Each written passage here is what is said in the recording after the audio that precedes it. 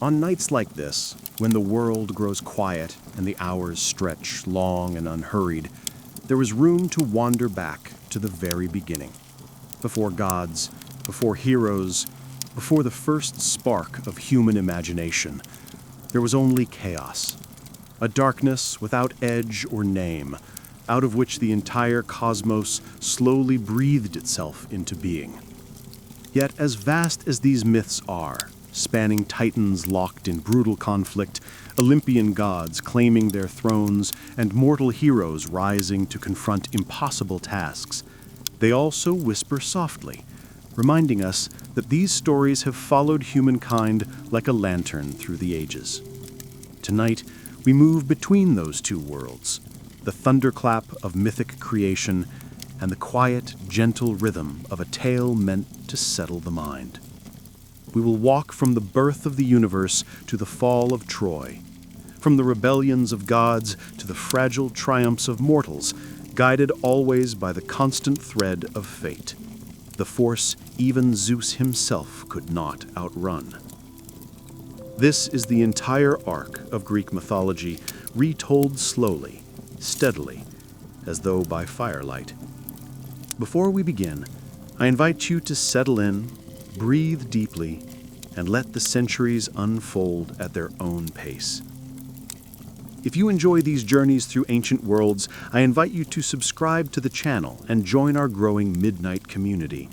And as always, leave a comment telling me where in the world you are watching from and what time it is for you right now.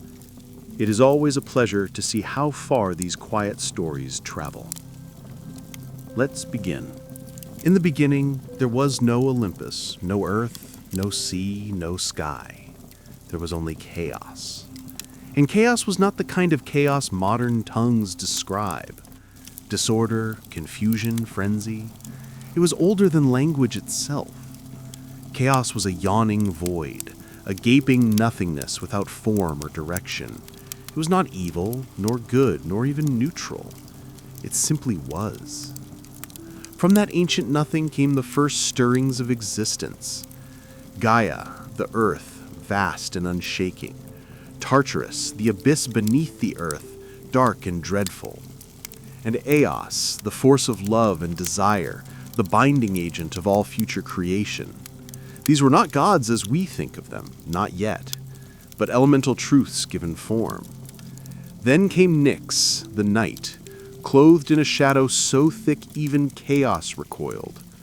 She was followed by Erebus, the darkness of the underworld, who would dwell beside her in that early silence. From the union of night and darkness came Ether, the pure upper air breathed by the gods, and Hemra, the day, who from the beginning was fated to chase her mother endlessly across the sky. Thus the cycle of night and day was born, not through science, but through myth, through a family of strange, invisible titans who lit and dimmed the sky with each passing hour. Gaia, the earth herself, did not lie idle. She was patient and fertile, and from her own body she brought forth Uranus, the sky vast and star-strewn. He was both her son and her consort, and when he arched over her, stretching across the heavens, the world found its first shape, a domed sky above a broad and endless plain. Gaia also birthed the mountains, tall and wild, and Pontus, the sea, who surged with a will of his own before ships or sea monsters ever touched his waters. Together, earth and sky became the first great pair, and their union brought forth the Titans, the first generation of powerful beings who would rule the cosmos long before Zeus and his kin rose to power. There were 12 Titans in all, 6 sons and 6 daughters, each vast and elemental in their own right. Oceanus, the encircling river, Hyperion, the lord of light, Cous, the inquirer, Crius, the constellation bearer, Ipetus, the ancestor of men, and Cronus, youngest and most cunning. Among the daughters, Thea, shining mother of the sun and moon, Rhea, future mother of gods, Theus, embodiment of divine law, Mnemosyne, the memory of all things, Phoebe, the radiant one, and Tethys, the nourishing sea. But Gaia's womb was not finished with them. She bore monstrous children as well, beings of strength and dread. First came the Cyclopses, Brontus, Steropus, and Argus, each with a single eye burning like a forge in the center of their brow. They were the smiths of lightning, strong and simple, and they feared no god nor giant. Then came the Hecatonchires, the 100-handed ones, each of them enormous and terrible to behold, with 50 heads and 100 arms each, capable of stirring the very foundations of the world when enraged. Uranus, though lord of the sky, trembled at the sight of these monstrous offspring. Ashamed and frightened by their grotesque strength, he forced them back into Gaia's womb, the depths of earth itself, and sealed them there, hidden away beneath layers of rock and grief. Gaia groaned beneath their weight. The earth, once proud and nurturing, now suffered with every breath. It was in this pain that she began to scheme. But that is a story for another day. For now, remember this. In the oldest age, before law or justice, before sword or plow, the world was made not with hands, but with force and union and grief. Dracaeus burst the first forms, but it was Gaia, the great mother, who gave them ground to stand upon. The union of Gaia and Uranus, earth and sky, was the first great marriage of the cosmos. It was not a marriage of altars or witnesses, but of necessity and nature. The sky stretched over the earth, holding her tightly, pressing her beneath his star-strewn body night after night. From their joining came the Titans and other mighty offspring, but also a deep and growing sorrow. For Uranus, though proud and vast, was a jealous and fearful father. He saw in the monstrous children Gaia bore not strength, but a threat to his dominion. He looked upon the Cyclopses and the 100-handed giants with revulsion and not wonder, and with swift, cruel judgment he thrust them back into Gaia's womb, the depths of earth itself, and sealed them there, hidden away beneath layers of rock and grief.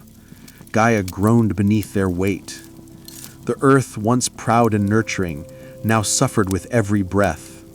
It was in this pain that she began to scheme. But that is a story for another day. For now, remember this.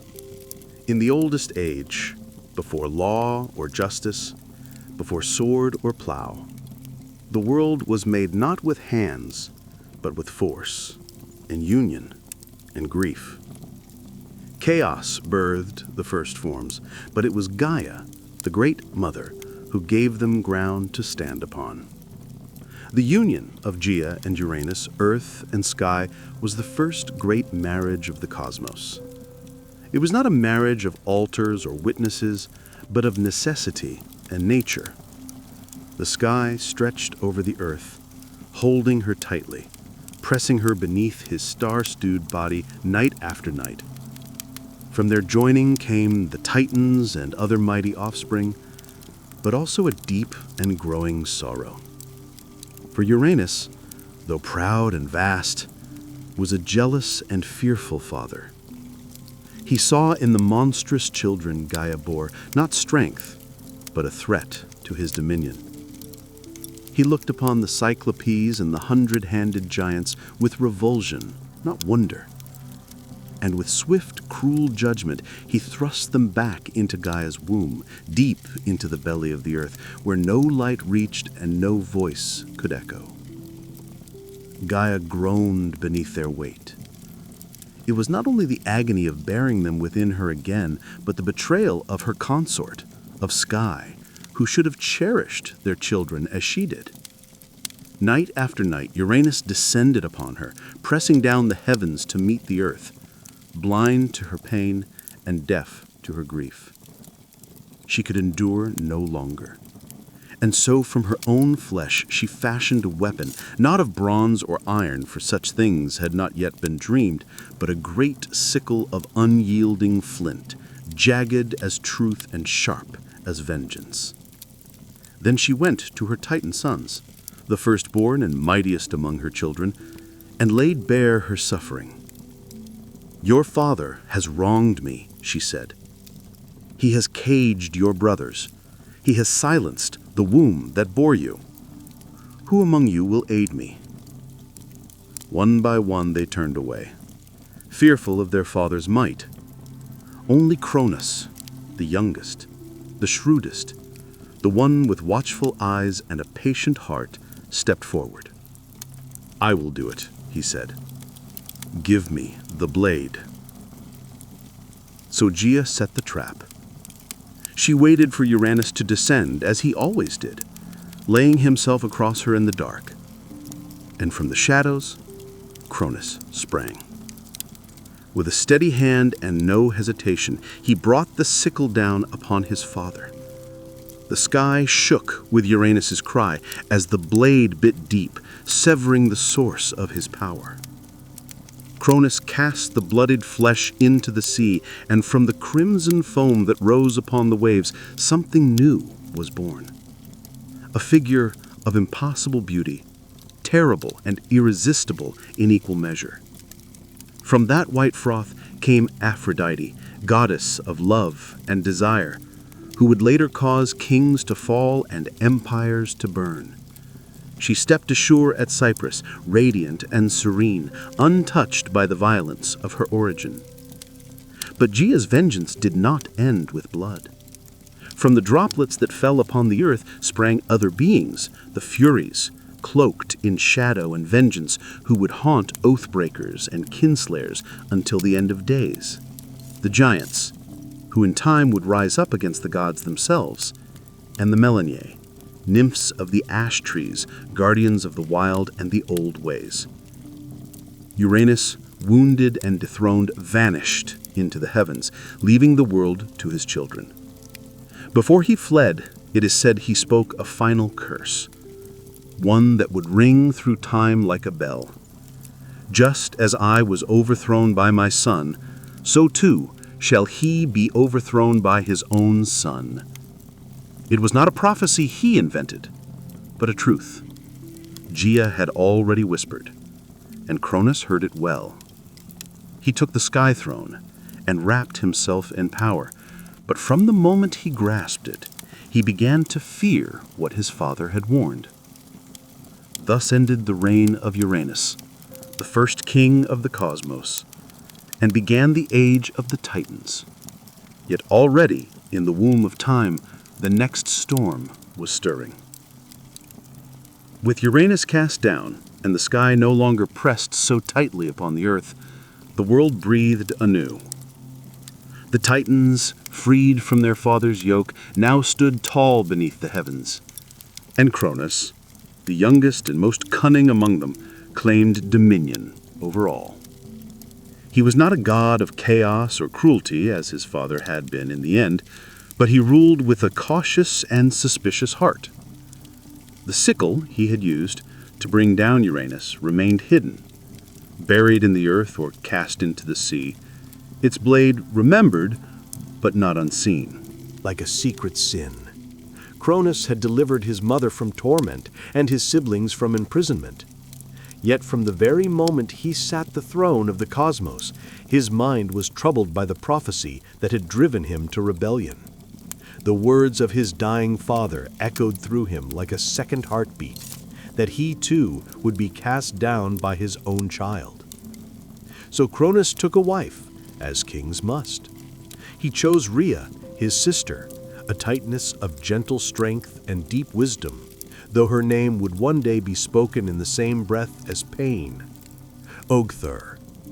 They ruled through a time that later poets would remember as a golden age, a time when mortals, newly created, lived in peace, free from suffering, untouched by winter or war, and the fruits of the earth ripened without need for toil.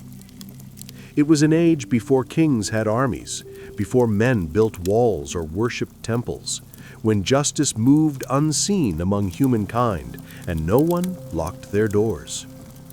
But such peace, as the world has always known, does not last.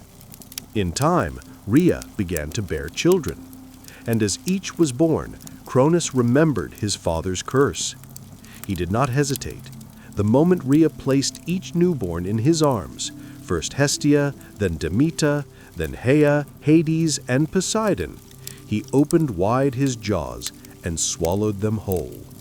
Not a trace was left, not a cry, not a cradle, only the knowledge that they were gone, hidden within their father's belly like seeds in winter soil. He told Rhea it was necessary, that he would not suffer the same fate as Uranus, that the throne must be protected. Rhea, though proud and strong, was powerless against him. She wept, but her tears changed nothing. 5 times she gave birth, and 5 times she lost her children to the hunger of her husband's fear. But the 6th time she resolved to act. When she felt the child stir in her womb, she did not go to Cronus. She fled instead to the island of Crete, where the mountains met the sky and deep caves opened beneath the earth. There, hidden among shepherds and nymphs, she gave birth to her youngest son, Zeus. And from the moment of his birth, Rhea knew he was different. His cry shook the trees, his eyes opened before his first breath, and when he grasped her finger, he held it with the strength of fate itself. To deceive Cronus, Rhea wrapped a stone in swaddling cloth and presented it to him with trembling hands. He swallowed it greedily, thinking the danger had passed. But beneath Mount Ida, the infant Zeus was nursed in secret. He was guarded by the Curetes, warriors who danced and clashed their shields to drown out the sound of his cries, and fed by the goat Amalpha, whose milk gave him strength beyond measure. And as Zeus grew, so did the storm that would one day break the world. Yet for now, the age of Cronus held. The sky was high, the earth was green, and the Titans ruled from their thrones, oblivious to the gathering wind. But deep within Cronus, 5 children stirred in the dark. And far to the west, a child born in secrecy watched the stars and waited. In the hidden folds of Mount Ida, where the air was thin and the wind whispered ancient names through stone and pine, Zeus grew to manhood. Raised in secret, far from his father's gaze, he learned of the world not through books or scrolls, but from the silence of the high peaks, the rustling of leaves, and the cautious stories murmured by his guardians in firelight. He drank the milk of the divine goat Amalha, who had nourished him from birth, and from her broken horn, torn by accident or omen, was born the cornucopia, symbol of endless bounty. When Amalha died, Zeus hung her hide among the stars in her honor, and her memory became part of the sky he would one day command. But he was not born to stargazing or solitude. The blood in his veins was thick with prophecy, and his bones carried the weight of rebellion. As he came of age, Gaia herself began to stir. She remembered the betrayal of Cronus, the pain of her imprisoned sons, the 100-handed ones, and the Cyclops buried deep in Tartarus. Her vengeance had not ended with Uranus, it had only been delayed. With words as old as stone, she whispered truth into Zeus's dreams, and in his waking hours she guided his steps. First, she led him to Metis, the Titaness of wisdom, whose counsel was shrewd and whose loyalty leaned toward the future. With Metis' aid, Zeus fashioned a plan. To strike against Cronus, a king of Titans and time, would require more than strength. It would demand cunning. Zeus returned in disguise to the house of his father, and there, with Metis' craft, he offered Cronus the potion laced in wine, bitter-sweet and thick as honey. The drink stirred the old Titan's gut, and at last, with a shudder and a groan, Cronus vomited forth the children he had swallowed long ago.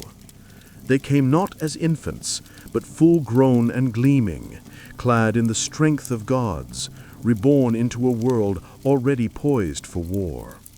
First Hestia, hearth and flame, then Demeter, goddess of the grain, then regal Hera, proud and sharp-eyed, then Hades, lord of the dead, and at last Poseidon, master of the deep. The 6 siblings stood together for the first time as one, and looked to the throne that had cast them into darkness. They would not forget. But Cronus was not without allies.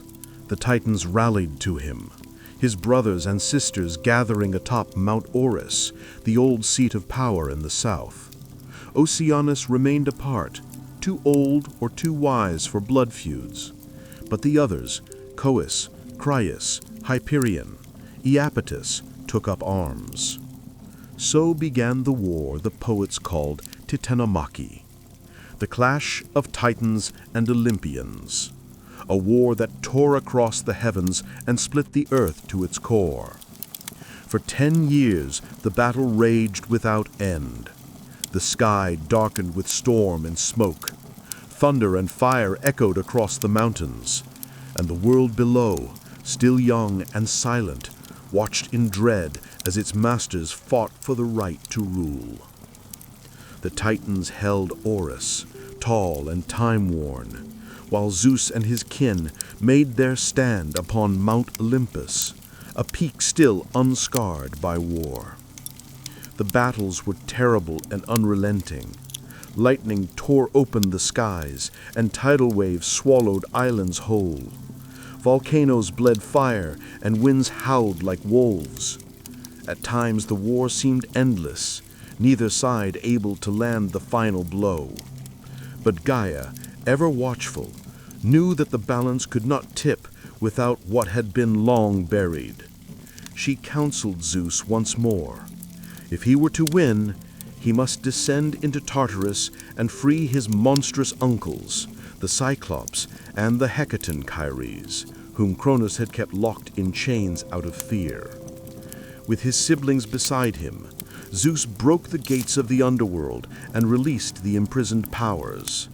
The Cyclops, grateful and eager, gifted Zeus his greatest weapons, the thunderbolt, the symbol of sky and storm. To Poseidon they gave the trident with which he would command the seas, and to Hades a helm of darkness that would make him unseen. The Hecatonians, giants with 100 hands, joined the fight at last, hurling mountains like stones and battering the Titans with the fury of ancient things unbound. With these allies the tide turned. The Olympians pressed forward with a fury no Titan could match. Cronus, proud and unyielding, fought to the last. But the prophecy, as always, unfolded without mercy. The Titans fell. One by one they were driven down, cast from the high places of the earth. Zeus did not slay them. He imprisoned them as his father had done before. Deep into Tartarus they were hurled, bound in chains forged by the 100-handed ones behind bronze gates that would never rust or break. Only a few escaped that fate: Prometheus and Epimetheus, who had sided with the gods, and Themis, who foresaw the justice of their rule. So ended the reign of the Titans. The sky cleared, and the world, scarred by fire and war, began to heal. The throne passed to Zeus, not by birthright, but by might and wisdom and fate fulfilled. Yet even as he claimed the heavens, the shadow of Cronus's curse lingered behind him, like the echo of an old song. For power once seized must always be watched, and no ruler, god or mortal, sits secure forever. When the war was over, and the world lay quiet beneath the sky once more, the victors stood amidst the rubble of creation. The Titans were chained in the depths of Tartarus, their groans swallowed by that black abyss from which no echo returned. The old order had been broken. But with the storm of war ended, the gods faced a new challenge, perhaps greater than any battle: to rule. For conquest may be won with fire and fury, but rule demands judgment, patience, and division. The world was wide and wild, and filled with powers both known and yet unnamed. It could not be held by one alone. Zeus, eldest among the gods, now born again, stood at the center of this new age. Though not the firstborn, he was first in might, first in cunning, and first to move when action was demanded.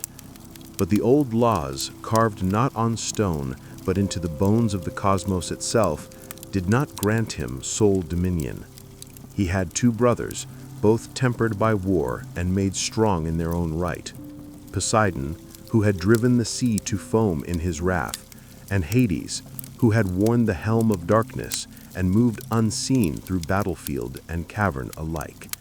They too had shed blood, taken risks, and suffered loss. The throne of the cosmos could not belong to Zeus alone, lest the seeds of war be sown anew, this time among brothers.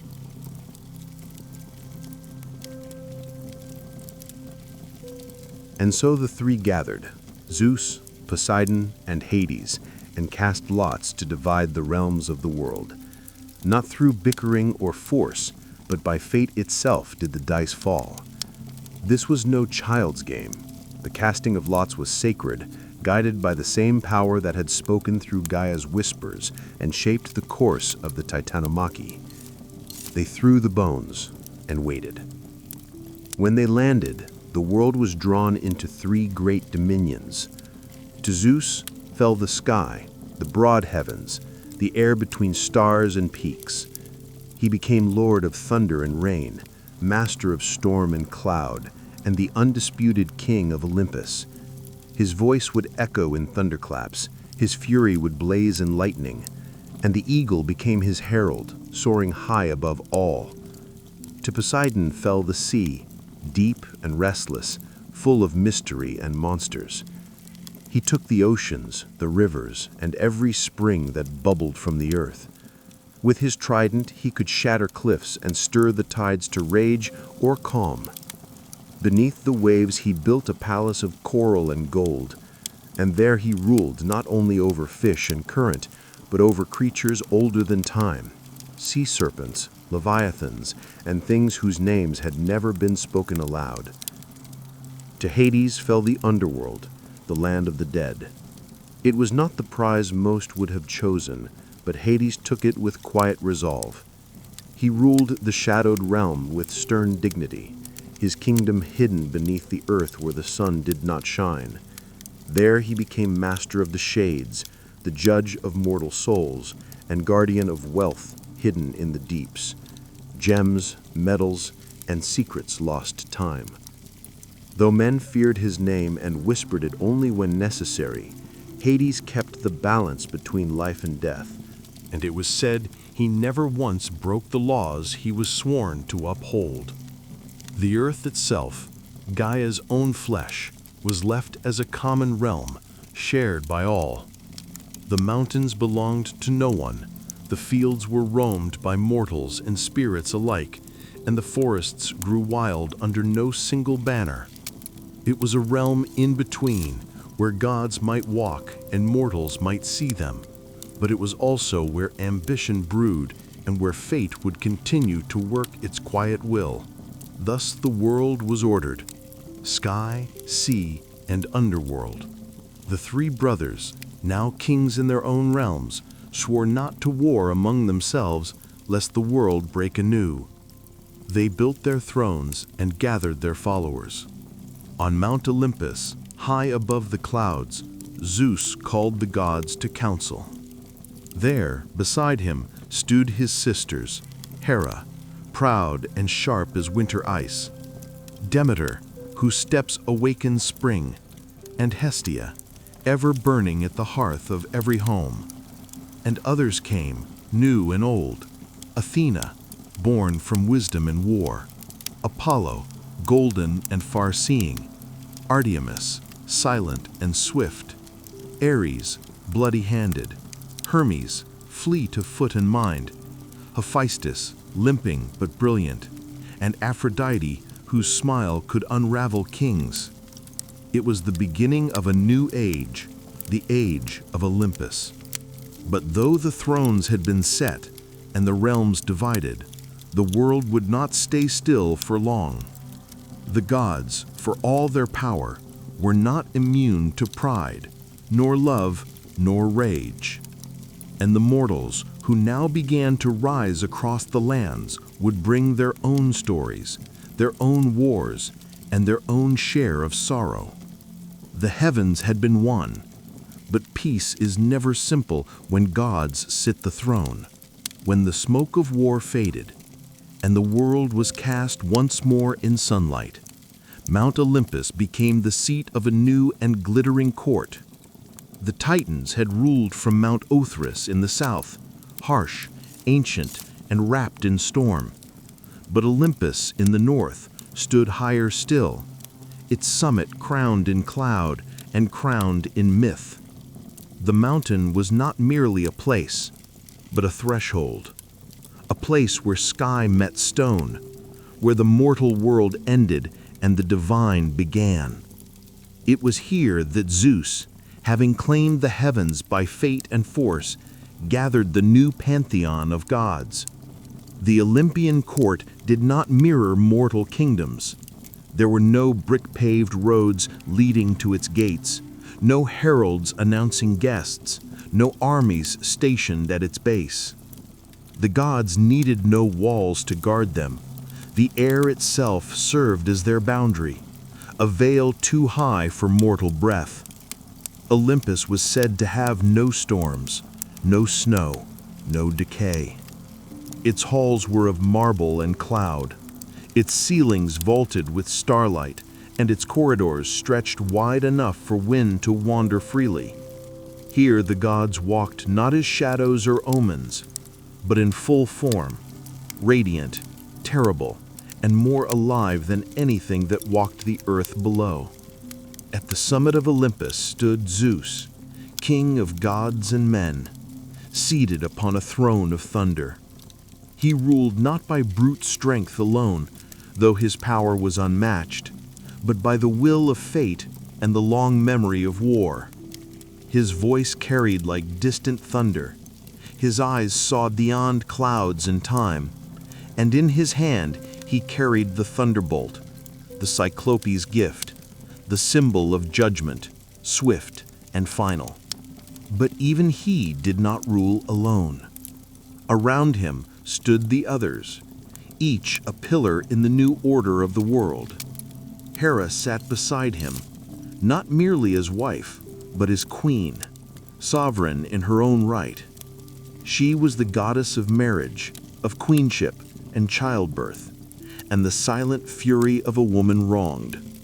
Proud and unyielding, Hera remembered every slight, and her jealousy would one day shape the fates of gods and mortals alike.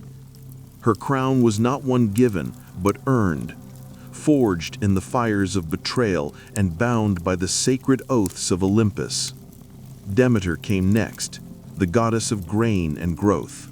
Where her feet touched the earth, the soil softened and seeds stirred. Her presence brought harvest and plenty, and without her the fields grew barren.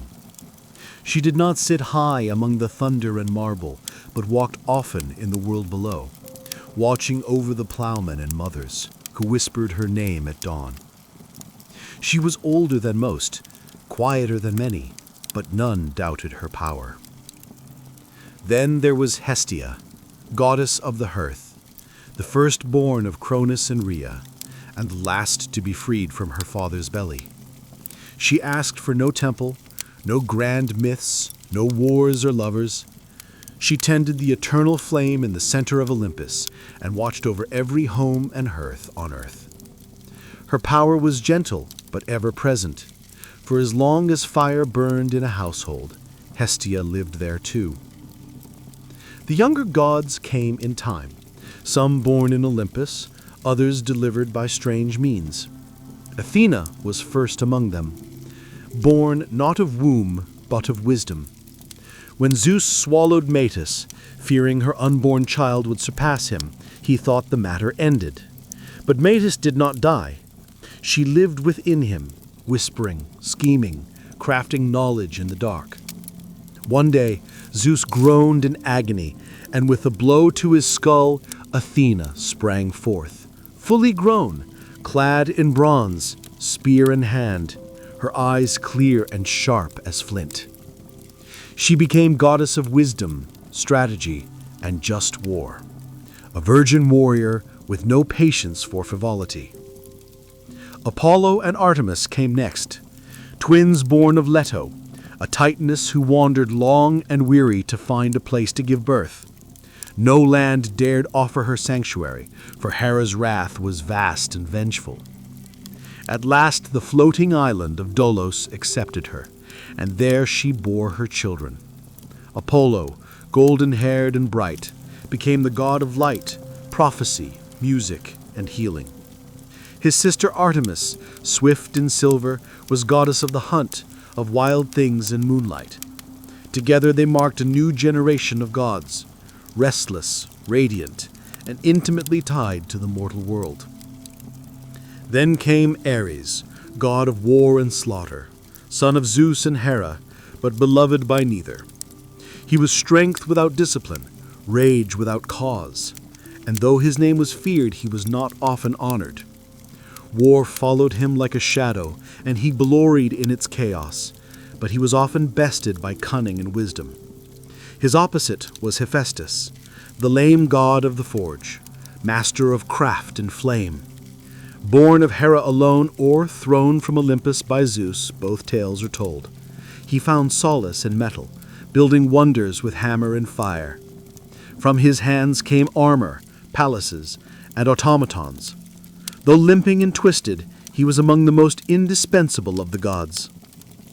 Aphrodite, goddess of beauty and desire, arrived not by birth but by foam, born of Uranus's severed flesh cast into the sea. She rose from the surf at Cyprus, as beautiful as she was dangerous. Love, lust, jealousy, and ruin followed her wherever she went. Even Zeus could not command her fully. She bound gods and mortals alike with a glance, and though she smiled often, it was never without consequence. Hermes, the trickster and herald, came last of this early court. Son of Zeus and the nymph Maia, he moved swiftly between worlds, winged sandals at his feet, and a mischievous grin on his lips. He stole Apollo's cattle on the day of his birth, song a cun to cover the theft, and made himself indispensable before he could walk. He became the messenger of the gods, guide of souls, patron of thieves and travelers. Where Hermes went, borders dissolved. This was the Olympian court, a gathering not of saints, but of powers, raw, flawed, radiant, and vast. They quarreled as siblings do, took sides in mortal affairs, fell in love, betrayed each other, waged petty rivalries, and enacted divine justice. But above all, they ruled from Olympus. They watched the world below and shaped it to their will. The age of Titans was gone, but in its place came an era of stories of gods who walked among men, of heroes born from their unions, and of a world forever changed by the hands of the divine.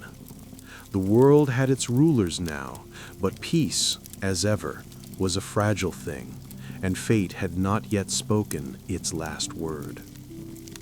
Long before men raised cities of marble or carved their prayers into stone, there were no humans upon the earth. The gods ruled alone. Their courts high upon Olympus, their domains vast and varied. The world beneath them was green and wild, teeming with beasts and silent mountains. But there were no hands to till the soil, no voices to sing to the stars, no fire to warm the night. It was Prometheus, a titan of the old blood, who first imagined the shape of man. He was no friend to Cronus, nor was he ever counted among those chained in Tartarus. During the War of the Titans, Prometheus had sided with Zeus, not out of love or loyalty, but out of foresight, for he bore the gift of prophecy, and he knew which way the storm would break. Prometheus's name meant forethought, and it suited him. He was brother to Epimetheus, whose name meant afterthought, and never was a pair of brothers more different. Where Epimetheus acted in haste and repented in leisure, Prometheus saw farther, thought longer, and questioned the justice of every decree, even those issued by the king of the gods himself. He walked the line between Titan and Olympian, old world and new, a creature of reason in a cosmos ruled by passion and power. It was he who first shaped mankind. Some say he sculpted them from clay beside the banks of a river, his fingers smoothing mud into limbs, his breath giving them life. Others claim he molded them in the image of the gods, upright and thoughtful, gifted with the spark of invention. But however it happened, the first men were made, and they were weak, soft of skin, slow of foot, clawless, fangless, and lacking in both fur and fire. They were naked beneath the sky, trembling in winter, defenseless against the beasts of the world. Prometheus looked upon them and pitied them. He went to Olympus and asked that man be given a gift, something to help them survive, something to raise them above the level of animals, but Zeus refused. He saw in mortals not promise, but peril. The god-king had only just seized his throne and was wary of new forces rising beneath him. Let them live, he said, but let them fear. Let them know their place beneath the gods. Fire, he declared, was the privilege of immortals. The hearth flame of Hestia, the thunderbolt of Zeus, the forge of Hephaestus, these were not from mortal hands. But Prometheus, stubborn and just, did not yield. In secret, he climbed to the heavens, stole a flame from the forge of Hephaestus, and hid it in a hollow fennel stalk. Carrying it down from Olympus, he gave it to man. For the first time, fire crackled beneath the stars. Smoke rose in spirals above the treetops. Light pushed back the darkness. With fire came warmth, safety, cooking, metal, language, craft. Humanity, once cold and voiceless, began to build. And with fire came defiance too. Zeus was not long in discovering the theft. His fury was terrible.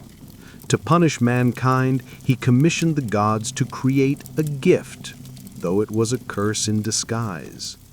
Hephaestus shaped her from clay, a woman of perfect beauty. Aphrodite gave her charm, Hermes gave her cunning, and Athena clothed her in silver raiment.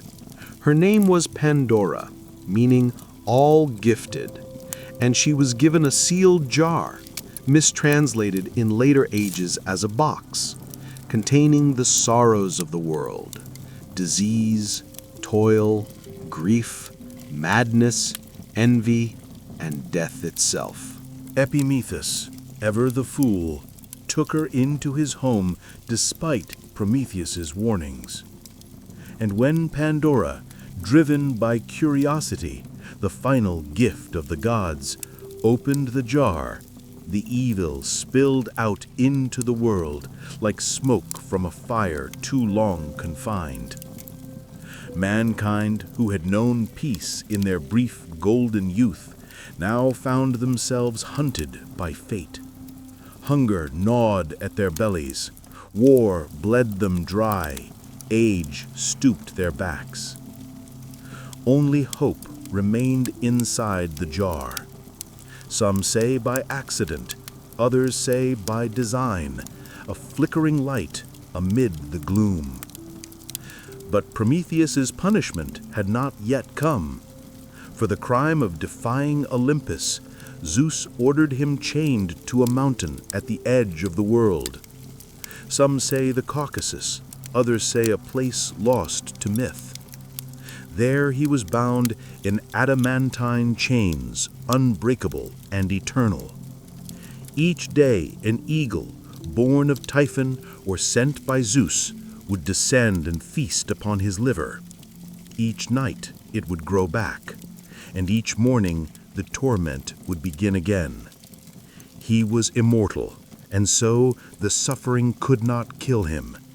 He endured it for generations, long after kingdoms rose and fell, long after men forgot the gods who made them. And yet, even in chains, Prometheus did not repent.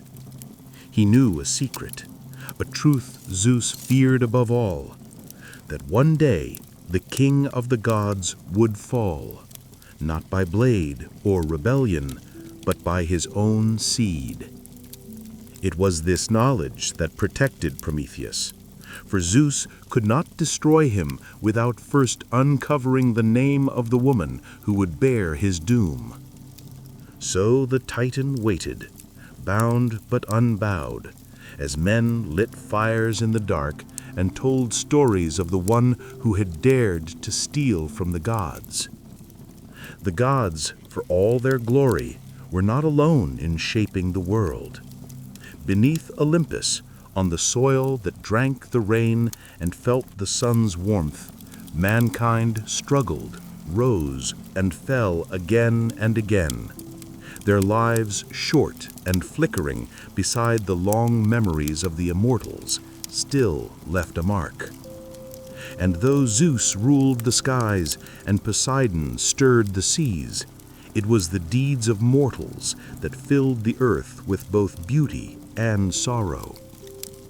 The poets who lived after would look back on this long, winding journey and see not one mankind, but many, each born into its own era, marked by the blessings and punishments of the gods. It was Hesiod, the Boeotian farmer and poet, who first set these ages into words, dividing the long march of human existence into 5 distinct epochs: gold, silver, bronze, heroic, and iron. Each was less than the one before, save one. In the beginning, there was the Golden Age, and it was unlike any time that followed. It came during the reign of Cronus, before the gods had learned to fear rebellion, and before the earth bore the weight of iron or war. In those days, men lived like gods themselves, free from pain, untouched by age, and unburdened by toil. The earth gave forth her bounty without coaxing, offering harvests in every season. There was no need for laws or swords, no need for kings or coins.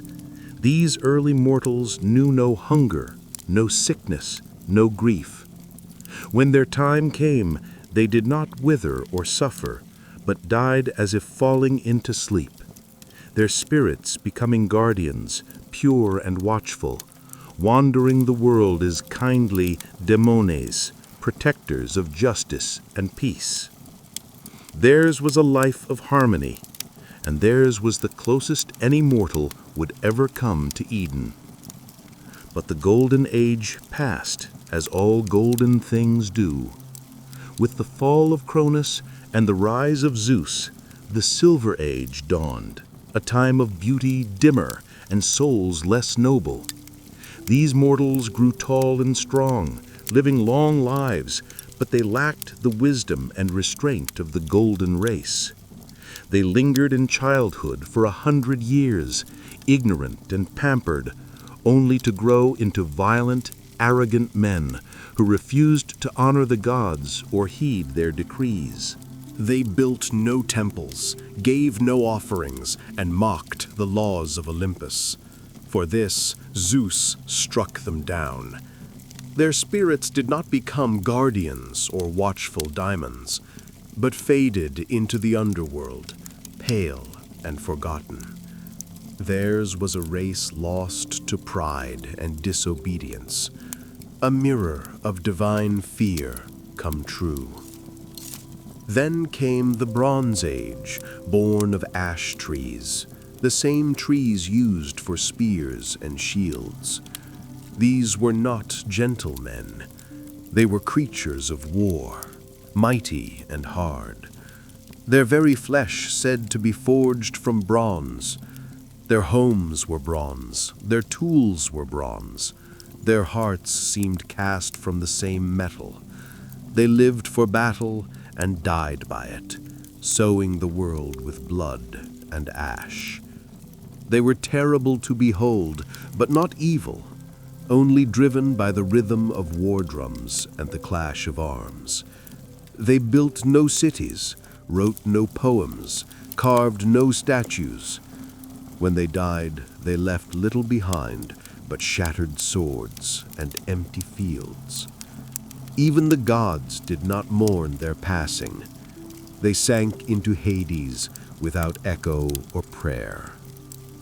Yet not all decline is steady. From the blood and smoke of the Bronze Age rose a brief and brilliant light, the heroic age, a time unlike any other. It was not part of the descent, but an interlude of glory before the fall. These mortals were greater than those who came before or after.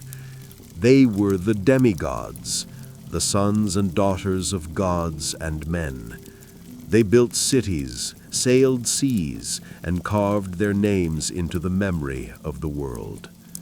This was the age of Perseus and Heracles, of Theseus and Atalanta, of Jason and the Argonauts, of Hector and Achilles and Odysseus. They fought great wars against monsters, against foreign kings, and finally against each other at Troy. Many died young, and many more died forgotten. But their stories lingered, carried in song and stone, in epics and prayers. Some were granted a place in the Isles of the Blessed, far beyond ocean's edge, where heroes dwell in peace and sunlight forever. The heroic age did not last, but while it burned, it lit the world. And then came the age that Hesiod called his own, the Iron Age, where we still dwell. This is a time of sorrow and toil, a world grown old and heavy. Men now labor from dawn to dusk, planting seeds in bitter soil, raising children amid war and famine, growing old with pain and fear. In the Iron Age, bonds break easily, between friends, between kin, between guest and host. Justice, once tall and golden, now walks with her eyes averted.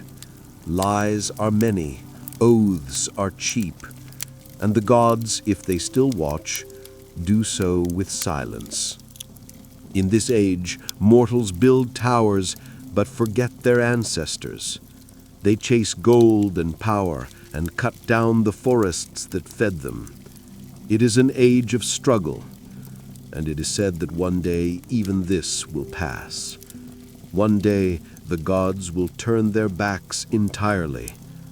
One day Zeus will cast down his thunderbolt, and humankind will vanish like smoke on the wind.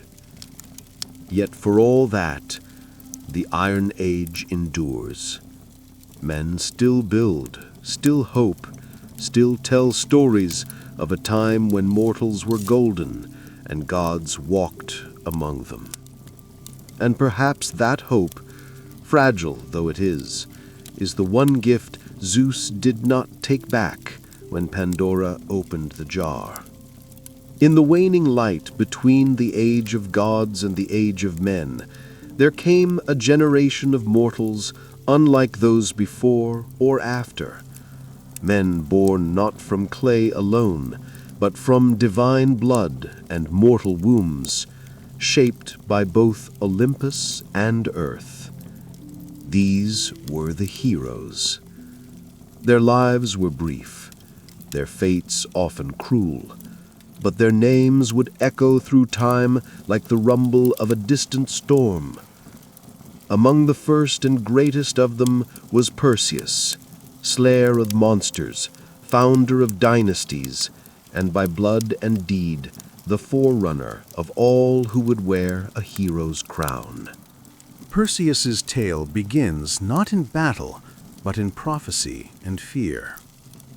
His mother, Danae, was a princess of Argos, daughter to King Acrisius. The king, like all kings of that age, feared what he could not control. An oracle warned him that his daughter would bear a son destined to kill him. Such prophecies, in myth as in life, cannot be bribed or reasoned with. So Acrisius did what kings so often do when faced with a truth they fear. He sought to destroy the cause. He locked Danae in a tower of bronze beneath the earth, a room sealed against time and men alike. But the gods, as they often did, laughed at mortal precautions. Zeus, in the form of golden rain, slipped through cracks no wall could keep, and fell upon Danae in her solitude. From that union, Perseus was conceived. When Acrisius discovered the child, he dared not spill royal blood directly, for even tyrants fear the wrath of the gods. Instead, he placed Danae and her infant son into a wooden chest and cast them into the sea, trusting Poseidon, or chance, to drown them. But the sea is as fickle as fate. The chest did not sink, but drifted across the wine-dark waves to the island of Seriphos, where a humble fisherman named Dictys drew it ashore. He took them in, raised Perseus as his own, and in time the boy grew tall and strong, with the bearing of kings and the eyes of storms. But peace is never a long companion to those who carry destiny. The ruler of Serapos, King Polydectes, took notice of Danae's beauty and desired her. Perseus, grown into manhood, stood between his mother and the king, a wall of defiance. Polydectes, unable to strike the son without dishonoring himself, chose cunning over strength. He announced a false marriage, some say to Hippodamia, and demanded that all men of the island offer him a gift. Perseus, without gold or horses, boasted that he would instead bring the king a greater prize, the head of Medusa, the mortal Gorgon whose gaze could turn flesh to stone. The task was cruel, and Polydectes knew it. No man who had sought Medusa had ever returned. She was one of 3 Gorgon sisters, born of ancient sea deities, hideous and winged, their heads wreathed in snakes, their eyes cursed. Only Medusa was mortal. Her sisters were immortal, and none could be approached without peril. But the gods, as they often did, laughed at mortal precautions. Zeus, in the form of golden rain, slipped through cracks no wall could keep and fell upon Danae in her solitude. From that union, Perseus was conceived.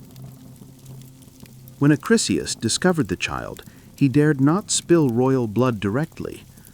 Athena, born from her father's head and never one to forget a slight. Medusa, after all, had once been a maiden in her temple until Poseidon's violence and pride had defiled it, lent her shield to the young hero. It was polished like a mirror, and in its reflection one could look upon a Gorgon without meeting her gaze. Hermes, swift and shrewd, gave him a curved sword and winged sandals to fly, and directed him to the Graea, the Grace sisters, who shared a single eye between them and knew the secret path to the Gorgon's lair. Perseus, through wit and will, stole their eye and bargained for the truth. They told him of the nymphs who kept the sacred items he would need, the helm of Hades, which made its wearer invisible, Achibises, a magical sack to contain the Gorgon's head, and knowledge of the place beyond ocean's edge where night never lifts and the Gorgons sleep among ancient stone. Armed with these divine gifts, Perseus flew over sea and desert until he reached the ends of the earth. He found them sleeping, Medusa and her sisters, curled in a shadowed grove ringed by the statues of those who had come before. Perseus dared not look directly, and so with Athena's shield held before him, he walked backward, step by cautious step, until he stood over the sleeping Gorgon. With one swift stroke, he severed her head, and from her blood sprang Pegasus, the winged horse, and Chrysaor, the warrior with a golden blade, children of Poseidon, born in death. As Medusa's sisters screamed and clawed the air, Perseus vanished into mist, hidden by the helm of darkness. The deed was done. He returned by the long road, his prize heavy in the sack, its power undiminished. On the way, he passed the shores of Ethiopia, where the sea god had sent a monster to punish King Cepheus and Queen Cassiopeia for their vanity. Their daughter Andromeda had been chained to a rock as sacrifice. Perseus, beholding her beauty and innocence, slew the beast, turned it to stone with the Gorgon's head, and claimed her as his bride. She would follow him westward, becoming the mother of his line. When at last he returned to Serapos, Polydectes scoffed at his tale. So Perseus reached into the sack and withdrew the severed head. The king and his court were turned to stone where they stood. Dictys, the fisherman, who had shown kindness to a mother and her child, became king in his stead. The cycle of cruelty was broken, if only for a time. But prophecy once spoken is not so easily undone. Perseus journeyed to Argos, where King Acreus, still haunted by the words of the oracle, fled rather than face the boy he had once condemned to death. Yet fate does not forget. At the funeral games of a neighboring king, Perseus, throwing a discus, struck an old man in the crowd, Acreus, his grandfather, who died without ever knowing that his death was no murder, but an accident long foretold. So the circle closed, as they always do in myth. Perseus had fulfilled the prophecy, though not by malice. He had slain a monster, saved a maiden, founded a line of kings, and carried the weight of fate with dignity. He would not live forever, but his name would. For from his blood would come Heracles, and from Heracles, the next chapter in the story of the gods and men. If Perseus was the first great hero, Heracles was the mightiest. His name, like thunder over distant mountains, carried weight across every land touched by Hellenic breath. He was not merely strong, but larger than life itself, straddling the border between man and god, joy and grief, triumph and tragedy. He was the great-grandson of Perseus, a scion of Argos, and a son of Zeus. And though the gods would bless him with strength, they would curse him with suffering. His birth itself was a trick of time. Zeus, ever lustful, desired Alcmene, wife of the Theban general Amphitryon. Disguised as her husband, the king of gods lay with her, extending a single night into threefold length. From that union came Heracles, and from Amphitryon a twin, Iphicles, mortal and unbidden. Hera, as always, watched from her throne with a cold and bitter eye. She knew her husband's ways, and she knew too well the threat that this child, half-god though he was, might one day pose to her own dominion. Even in the cradle, Heracles bore the mark of the divine. Hera, seeking to destroy him early, sent 2 serpents into the nursery to strangle the infant. But the child reached out with plump hands and throttled them both, one in each fist, before any nurse could scream. From that moment, his fame began to grow. As a youth, he trained in all the arts befitting a nobleman: music, archery, wrestling, and chariot driving. Yet there was something wild in him, a restlessness of soul that no lyre or tutor could tame. Manhood brought him both love and ruin. He married Megara, daughter of the Theban king Creon, and for a time lived in peace, fathering sons and defending his city. But Hera had not forgotten. In a fit of divine wrath, she clouded Heracles' mind with madness. Raging through his own halls, he slew his wife and children with the same hands that had once cradled them.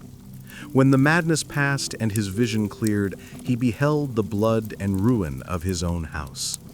His cries reached Olympus, but no god answered. To atone, he sought out the oracle of Delphi. The Pythia, speaking in riddles, told him he must submit to the will of Eurystheus, king of Tyrans, his cousin, lesser in strength, but greater in fate. Only through servitude, through suffering, could Heracles earn redemption. Thus began the 12 labors, deeds so great and terrible that even the gods took notice. The first labor was to slay the Nemean lion, a beast whose golden hide could not be pierced by mortal weapons. Heracles cornered it in its cave and strangled it with his bare hands. He flayed the beast using its own claw and wore the skin as armor thereafter, a second hide to shield him from the world. The second was the Lerna Hydra, a serpent with 9 heads, 2 of which would grow back for every one severed. Heracles battled it in the swamps, aided by his nephew, Elias, who cauterized the stumps as they were cut. From the last head, immortal and venomous, Heracles harvested its ichor and dipped his arrows in it, making them deadly even to gods. The third labor was the capture of the Cyrenian hind, a golden horned deer sacred to Artemis. Heracles chased it for a year across hills and rivers before gently capturing it alive, earning the goddess's reluctant approval. The fourth labor led him to the Erymanthian boar, a monstrous beast of the wild. He wrestled it in the snow-covered heights of Arcadia, and dragged it back to Tyrans bound in chains, laughing as Eurystheus hid in terror inside a bronze jar. The fifth task was less glorious, to clean the Orgian stables, home to thousands of cattle untouched by broom or shovel for decades. Heracles, ever the problem solver, rerouted rivers to wash away the filth in a single day. The sixth was to drive away the Stylian birds, man-eating creatures with bronze beaks and razor-feathered wings. With the aid of Athena's rattle, he startled them into flight and shot them down from the sky. The seventh labor took him far west to capture the Cretan bull, a beast of divine origin that had fathered the Minotaur. Heracles wrestled it and brought it back alive, while the bull's gaze burned with madness and sea salt fury. The eighth labor sent him north to Thrace, where he tamed the mares of Diomedes, flesh-eating horses that gnashed their teeth for human meat. He fed Diomedes, their master, to them, and the beasts grew docile. The ninth labor required diplomacy and blood. Heracles was sent to retrieve the girdle of Hippolyta, queen of the Amazons. Though the queen agreed to gift it peacefully, Hera spread rumors among the warrior women and battle broke out. Heracles slew Hippolyta and escaped with the belt. The 10th led him to the edge of the known world, to Erythea, where he stole the cattle of Geryon, a triple-bodied giant. He built the pillars of Heracles at the Strait of Gibraltar, and fought the giant, his herdsman, and his hound, all at once, before driving the red cattle back across continents. But Eurystheus, seeking to discredit him, declared 2 labors invalid, claiming Iris had helped with the Hydra and the rivers with the stables. 2 more were required. The 11th was to steal the golden apples of the Hesperides, guarded by nymphs and a dragon coiled around the tree's base. Heracles tricked Atlas, the sky-bearer, into retrieving the apples while he held the heavens. When Atlas tried to leave him the burden, Heracles asked for a moment to adjust his cloak and took back the sky while fleeing with the fruit. The 12th and final labor was the most harrowing, to descend into Hades itself and bring back Cerberus, the the three-headed hound. Armed with nothing but his strength, Heracles journeyed to the underworld, presented himself before Hades, and with the god's grim permission, wrestled Cerberus into submission, and led the beast, snarling and frothing, into the land of the living. With that final labor, his redemption was won. Yet Heracles' life was not yet at peace. He fought more battles, took new wives, and fathered many children. But Hera's hatred endured. In the end, it was not blade or monster that killed him, but the poisoned blood of the centaur Nessus, smeared upon a tunic gifted by his wife Deianira, who believed it a love charm. As the poison burned through his flesh, Heracles built his own pyre upon Mount Eta. No mortal dared light it until Philoctetes, a simple shepherd, stepped forward. For that he was given the hero's bow. Heracles was consumed by flame, but in death he was reborn. Zeus lifted him to Olympus, where he was granted immortality and married to He, goddess of youth. He became not just a hero, but a god. His labors born of grief and guilt became the very measure of heroism.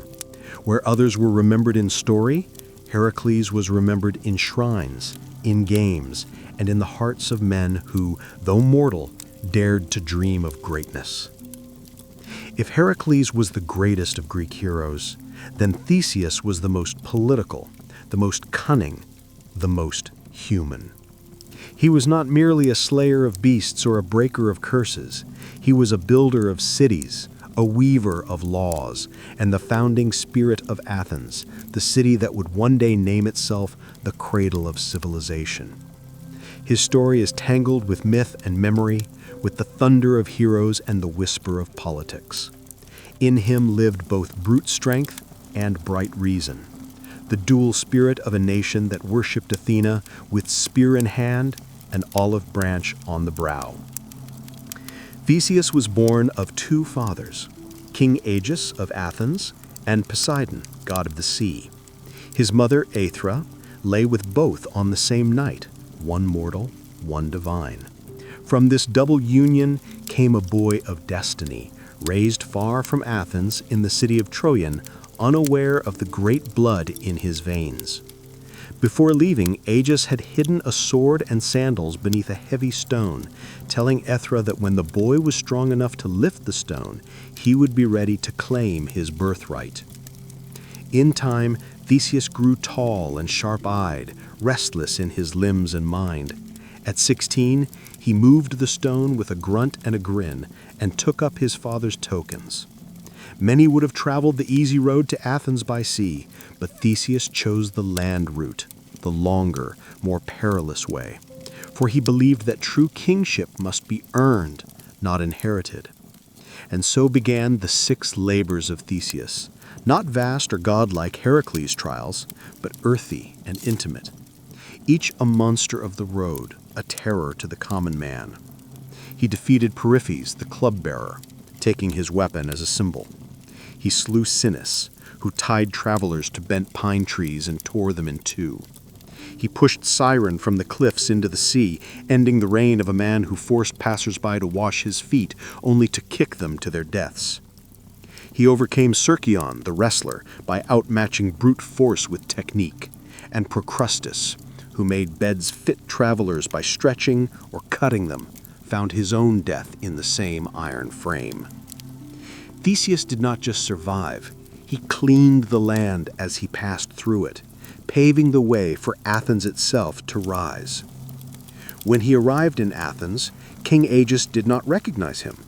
The queen Medea, now wife to Aegis, and still seething with old sorceries, saw the threat in the boy and urged the king to poison him.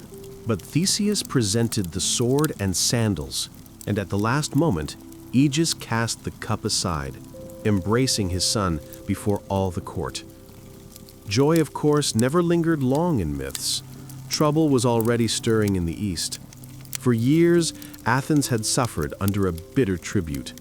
In a war with the island of Crete, Athens had been defeated, and as punishment, King Minos demanded 7 young men and 7 maidens be sent every 9 years to feed the Minotaur, a monstrous half-man born of lust and vengeance, kept in a twisting labyrinth beneath the palace at Nos.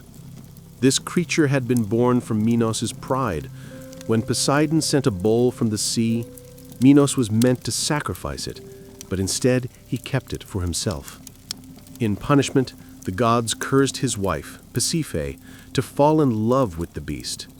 From their unnatural union came the Minotaur, Asterios, horned and violent, a living shame sealed away in the maze designed by Daedalus, the great inventor.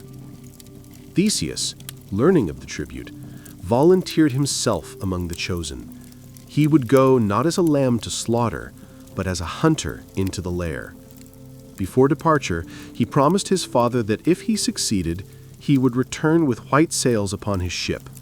If he failed, the sails would remain black.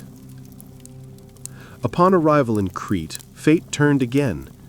Ariadne, daughter of Minos and half-sister to the Minotaur, saw Theseus and loved him. She gave him a gift, a ball of thread, a clue, and the secret to the labyrinth's winding paths. That night, Theseus entered the maze. In its dark coils, where stone turned endlessly into stone, he found the beast. They fought without words, one prince against one nightmare. Theseus, armed with skill and a sharpened blade, struck the creature down, then followed the thread back into the light. He fled with Ariadne and the freed Athenians, sailing into the Aegean. Yet love in Greek stories is never simple. On the island of Naxos, Theseus abandoned Ariadne. Some say Dionysus claimed her for his own. Others say Theseus feared what a Cretan bride might mean for an Athenian throne. She woke alone and wept beneath unfamiliar stars. Theseus continued home, but in his sorrow or forgetfulness, he failed to change the sails.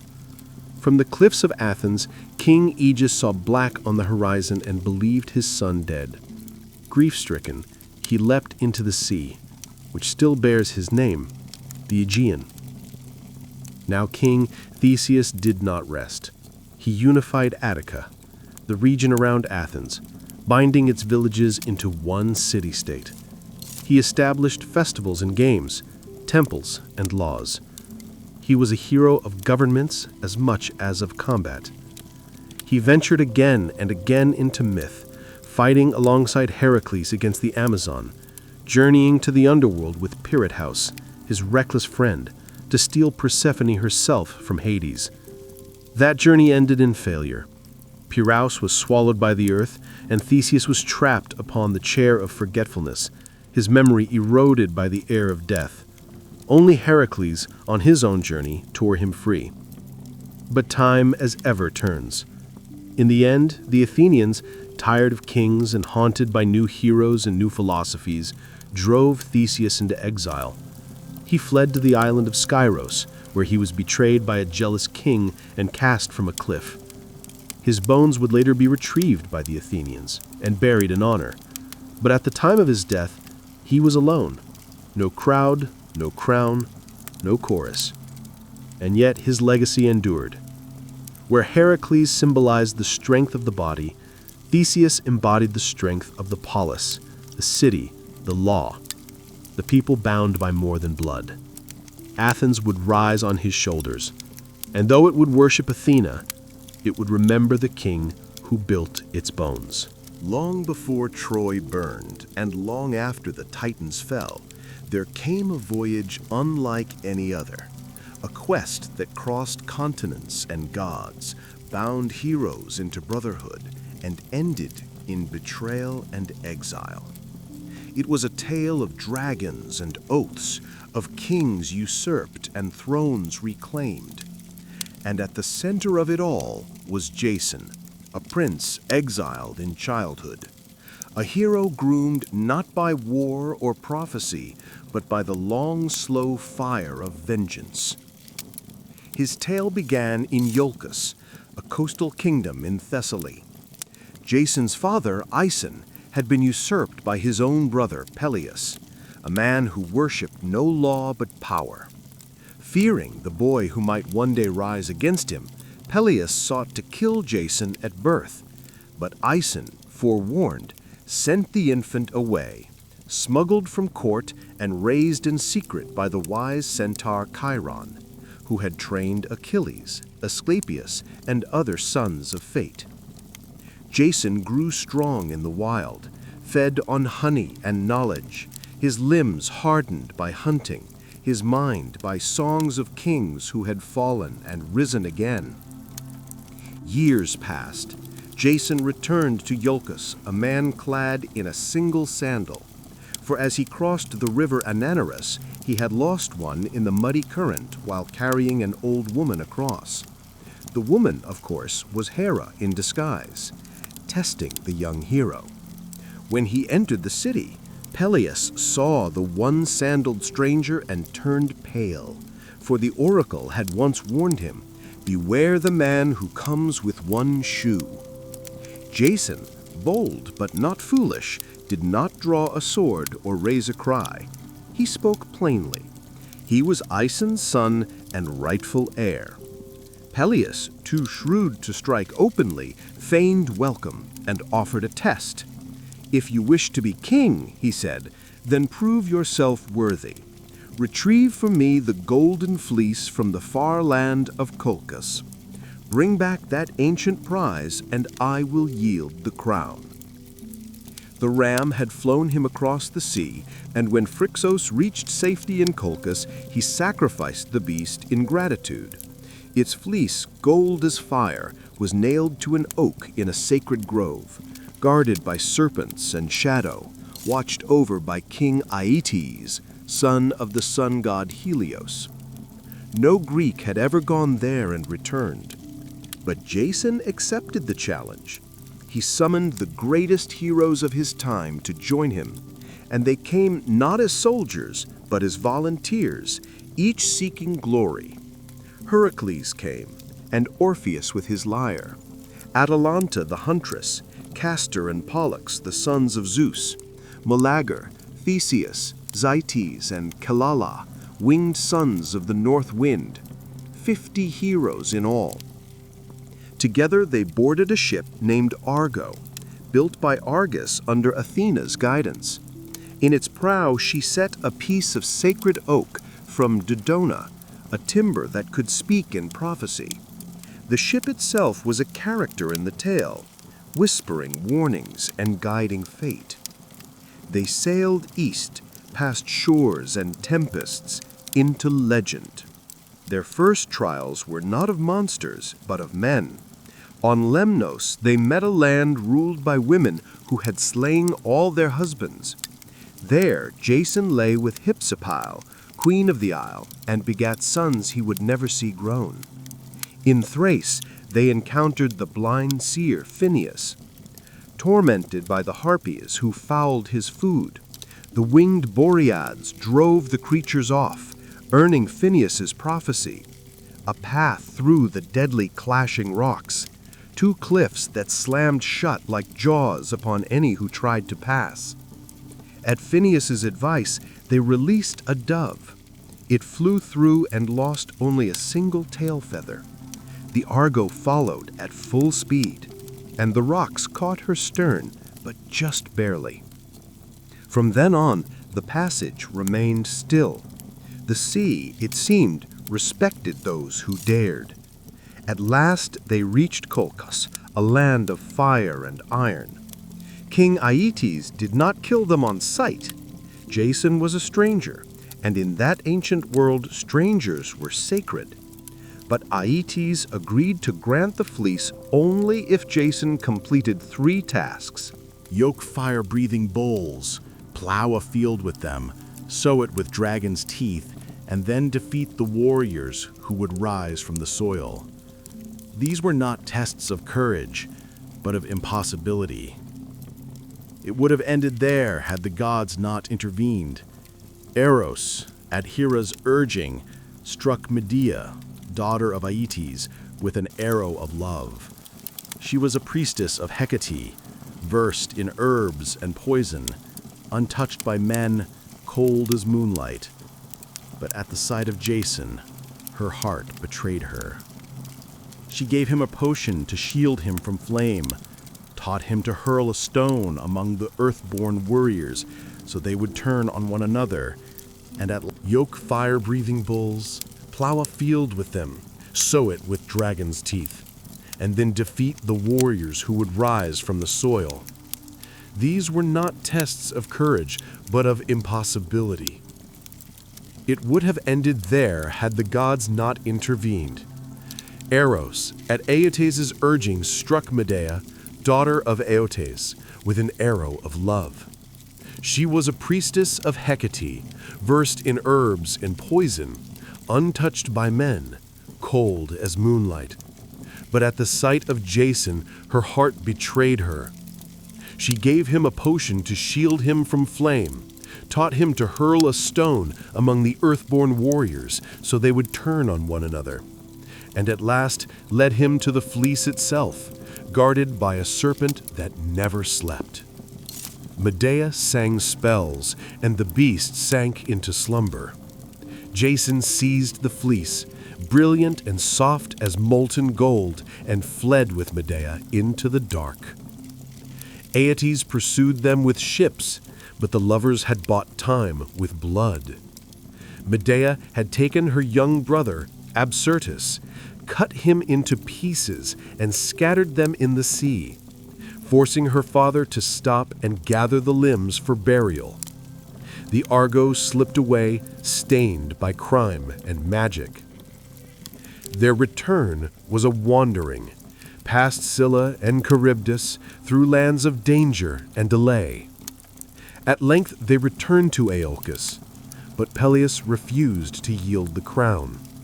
Medea, in vengeance, tricked his daughters into cutting him to pieces and boiling him alive, claiming it was a spell of rejuvenation. Horrified, the people rose up. Jason, now tainted by treachery, was exiled. He fled to Corinth, where he and Medea lived for years in uneasy peace.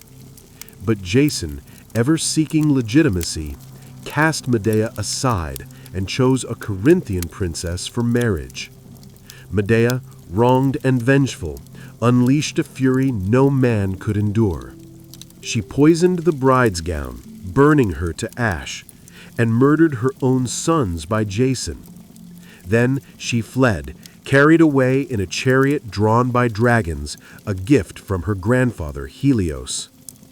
Jason, broken, returned to Iolcus. In his final days, he wandered among ruins, forgotten. One day, resting beneath the Argo, now dry-docked and decaying, a beam broke loose and struck his skull. So passed the great hero, not in battle, not in glory, but in silence beneath the bones of his past. Yet the tale of Jason endured, for in the quest for the fleece, in the gathering of heroes, in love turned sour and greatness undone, Greece found one of its most enduring myths, the promise and price of ambition. There are few bloodlines in Greek myth more cursed than the royal house of Thebes. Where most heroes battled monsters or sailed for distant thrones, the Theban kings fought their own kin and warred against the past itself. Their legacy is not carved in bronze or sung in triumph, but written in riddles, madness, and murder. Even the city's foundation was steeped in omens and unrest. Thebes began with a quest. Cadmus, a Phoenician prince and brother to Europa, set out to find his sister after Zeus abducted her in the guise of a white bull. Unable to recover her, Cadmus sought guidance from the oracle at Delphi, who told him to abandon his search and instead follow a cow until it lay down. There he was to found a city. Obedient, he wandered until the beast collapsed upon a hill. But when Cadmus sent his companions for water, They met their deaths at the hands of a serpent sacred to Ares, guarding a spring. Cadmus slew the serpent himself, and at Athena's bidding sowed its teeth into the soil. From the earth sprang armed warriors, the Spartoi, or sown men, who turned on one another until only 5 remained. These 5 became the noble families of Thebes, and Cadmus their king. But the slaying of Ares' serpent drew divine wrath. Cadmus served the war god for 8 years in penance. He married Harmonia, daughter of Ares and Nephrodite, and the gods themselves came to their wedding. The couple received a cursed necklace forged by Heracles, a thing of beauty that would bring ruin to all who wore it. And so the doom of Thebes began, not in hatred, but in celebration, cursed by beauty and blood. Generations passed. Cadmus's daughters would meet cruel fates. Ino went mad and threw her child into the sea. Otano's son, Actaeon, was torn apart by his own hounds after glimpsing Artemis bathing. Semele, beloved by Zeus, was tricked by Hera into demanding that he reveal his true form and died in flame. And Agave, in a frenzy of Dionysian madness, tore her own son, Pentheus, limb from limb, believing him to be a lion. But it was through Cadmus's great-great-grandson Laius that the true tragedy would unfold. Laius became king of Thebes and took Jocasta as his queen. Yet the gods had not forgiven the line of Cadmus. An oracle came. If Laius ever had a son, that child would kill his father and marry his mother. As in all Greek stories, the warning was not enough to prevent the sin. Laius lay with Jocasta, and a son was born. Terrified, Laius ordered the infant's ankles pierced and bound, then gave him to a servant to be abandoned on Mount Cithaeron. But the servant, pitying the child, passed him to a shepherd, who in turn delivered him to the king and queen of Corinth, Polybus and Merope, who were childless and welcomed the boy as their own. They named him Oedipus, meaning swollen foot, and never told him the truth of his blood. Oedipus grew into a clever and proud young man, but rumors of his birth reached him. Seeking truth, he journeyed to Delhi, where the oracle gave him the same prophecy once spoken to Laius, that he would kill his father and marry his mother. Horrified, believing Polybus and Merope to be his true parents, Oedipus fled Corinth, unwittingly running toward his fate. On the road, at a crossroads near Dallas, he encountered a stranger, old, proud, and imperious. A quarrel broke out over the right of passage, and in the heat of rage, Oedipus slew the man and his attendants, never knowing that he had just killed his true father, Laius. He continued on to Thebes, which was under siege not by an army, but by the Sphinx, a creature with the body of a lion, wings of an eagle, and the face of a woman. She devoured all who failed to answer her riddle. What walks on 4 legs in the morning, 2 at noon, and 3 in the evening? Oedipus answered without hesitation, man. The Sphinx, defeated, threw herself from a cliff. Thebes rejoiced. The city's deliverer was made king, and in gratitude he was given the widowed queen as his bride, Jocasta, his mother. Years passed. Oedipus ruled well and had 4 children, Eteocles, Polynices, Antigone, and Ismene. But plague fell upon Thebes, and the oracle proclaimed the land was cursed by unpunished blood. Slowly, terribly, the truth unraveled. The old man at the crossroads, the queen's grief, the scarred feet, the servant who survived, and the blind prophet Tiresias, who named the king as both father and brother, son and husband. Jocasta hanged herself. Oedipus took her brooches and blinded himself, piercing his own eyes. He begged to be exiled, and wandered the land as a wretched figure, guided only by Antigone's hand. In the hills near Colonus, he found sanctuary, and at last a quiet death, swallowed by the earth, his grave a secret kept by the gods. But his children did not escape the curse. Eteocles and Polynices fought for the throne. When Polynices was exiled, he raised an army from Argos and led the Seven against Thebes, a war that bathed the city in blood. The brothers slew each other in single combat at the gates. Thebes survived, but its soul was broken. Antigone, the last to carry the old honor, buried her brother despite royal decree. For this, she was condemned by her uncle Creon and buried alive. The gods sent madness and death to his house as punishment. Thebes endured, but its kingship became a revolving door of ruin. The tale of Oedipus is not one of monsters slain or cities built.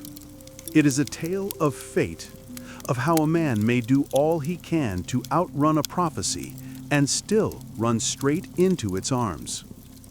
It is a tragedy not born of evil, but of ignorance, of a man who sought the truth and was destroyed by it.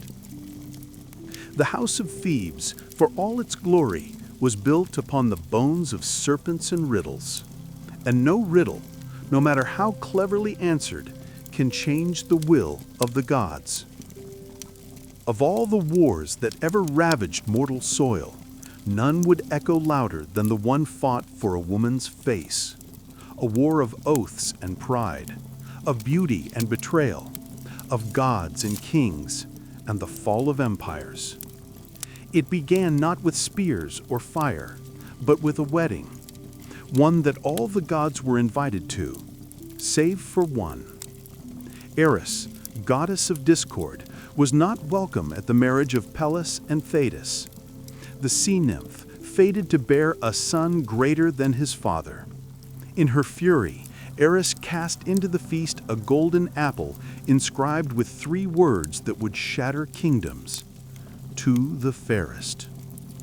The apple was claimed by Heda, Athena, and Aphrodite, each believing herself most worthy of its gleam. To settle the dispute, they turned to a mortal shepherd prince, Paris, son of King Priam of Troy, who had been exiled to the hills after an omen foretold he would one day burn the city of his birth. The gods brought him to judgment on Mount Ida, and one by one they offered bribes. Hera promised kingship over all men. Athena pledged wisdom and victory in war. But Aphrodite, with a smile like soft thunder, offered him the love of the most beautiful woman in the world. Paris chose love, and thus Helen of Sparta, daughter of Zeus, and later wife of Menelaus, was marked. She had many suitors in her youth, princes and kings from across Achaea, drawn not only by her beauty, but by the promise of bloodlines that reached Olympus. Her mortal father, King Tyndareus, feared the war her hand would spark. On the advice of Odysseus, he bound the suitors with a sacred oath that whoever won Helen, all the others would swear to defend that union, to punish any who dared violate it. The pact was made with laughter, but oaths once sealed bind more than men. They bind fate. Menelaus, brother to King Agamemnon of Mycenae, won her hand. Their rule in Sparta was just, their kingdom strong. But when Paris came to visit under the pretense of peace and guest right, he saw Helen and saw in her the prize Aphrodite had promised.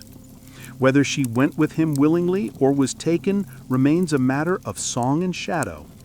The poets disagree, but when Paris sailed back across the Aegean, Helen was with him, and in that hour the war began.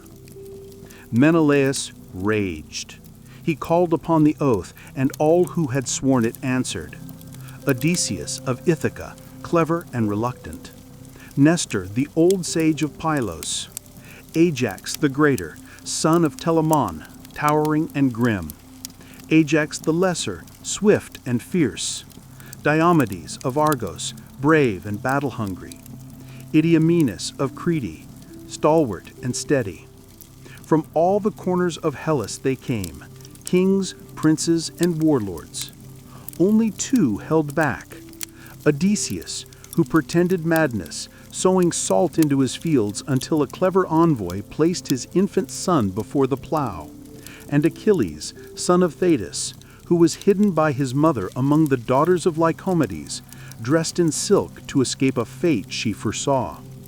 But the Greeks found him. Odysseus, again, tricking Achilles with a spear and shield amid gifts of jewelry, and the boy chose war. They gathered at Owls, a fleet of 1,000 ships, bronze gleaming and sails like thunderclouds. But the winds did not rise. The ships sat idle, and the men grew restless. The sea calculus revealed that Artemis had been offended, perhaps by a boast, perhaps by a slain stag, and that only a great sacrifice would appease her. The name he spoke was Iphigenia, daughter of Agamemnon.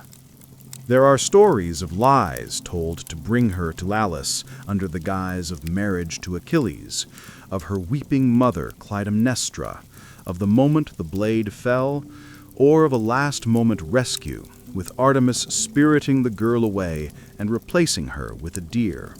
But in most tellings, the blood was real, and the gods watched as the king killed his own child for the sake of war. The winds came. The fleet sailed east, and the world changed. The Greeks set foot on Trojan shores not as raiders, but as judgment itself.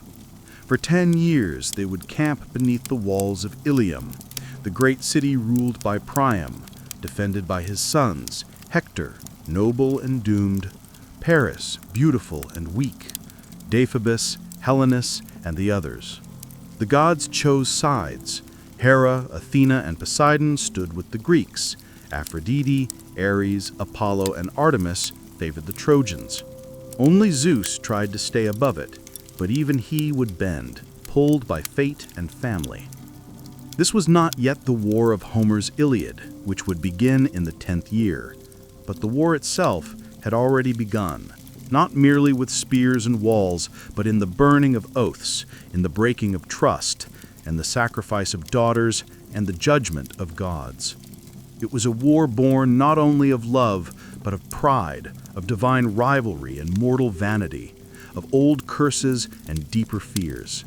And it would end not with victory, but with fire. By the time Homer's Iliad begins, the war at Troy has endured for 9 long years. The Greeks, those stern-faced kings who had once come roaring across the Aegean, had settled into a grim rhythm of siege and survival. What had begun in fury and fire became something colder, slower, more desperate. They built black-walled camps along the shore, hauled their ships high upon the sand, and sent out raiding parties day after day, not just to battle, but to feed their armies. The war dragged on like an old wound that would not heal, and both sides felt the infection deepening. The Trojans, safe behind their mighty walls, raised, it was said, by Poseidon himself and the mortal builder Apollo had once served in penance, suffered but endured. The fields outside the city had long been razed. Their allies came from the east and north, Sarpedon of Lycia, Memnon of Ethiopia, and others, bringing new life to an old cause. And yet the Greeks would not leave, not without Helen. Pride held them there as much as oaths. The war had become a matter of legacy. But war does not live in walls and ships. It lives in the hearts of men. And in this war 2 hearts burned hotter than the rest. Agamemnon, king of kings, stern and imperial, and Achilles, son of Thetis and Pelus, unmatched in battle, fated to die young, and determined to make that death matter. The quarrel between these two would shatter the fragile Greek alliance. It began, as so many quarrels do, over a woman. In one of many raids, the Greeks had taken captives. Among them were Chryseis, daughter of a priest of Apollo, and Berceus, a princess of Lyrnessus. Chryseis was awarded to Agamemnon, Berceus to Achilles. When Chryseis' father came to ransom her, bearing golden gifts and reverent words, Agamemnon scorned him. The old man prayed to Apollo, and the god answered, not with fire, but with plague, a silent killer that passed from beast to man, filling the air with death. The prophet Calchas at last revealed the truth. Agamemnon, forced to surrender Chryseis to save his army, did so, but in turn demanded Berceus from Achilles as compensation. It was a slight Achilles could not endure. He rose from the council in fury, called Agamemnon a greedy coward, and swore an oath before the gods he would no longer fight for the Greeks.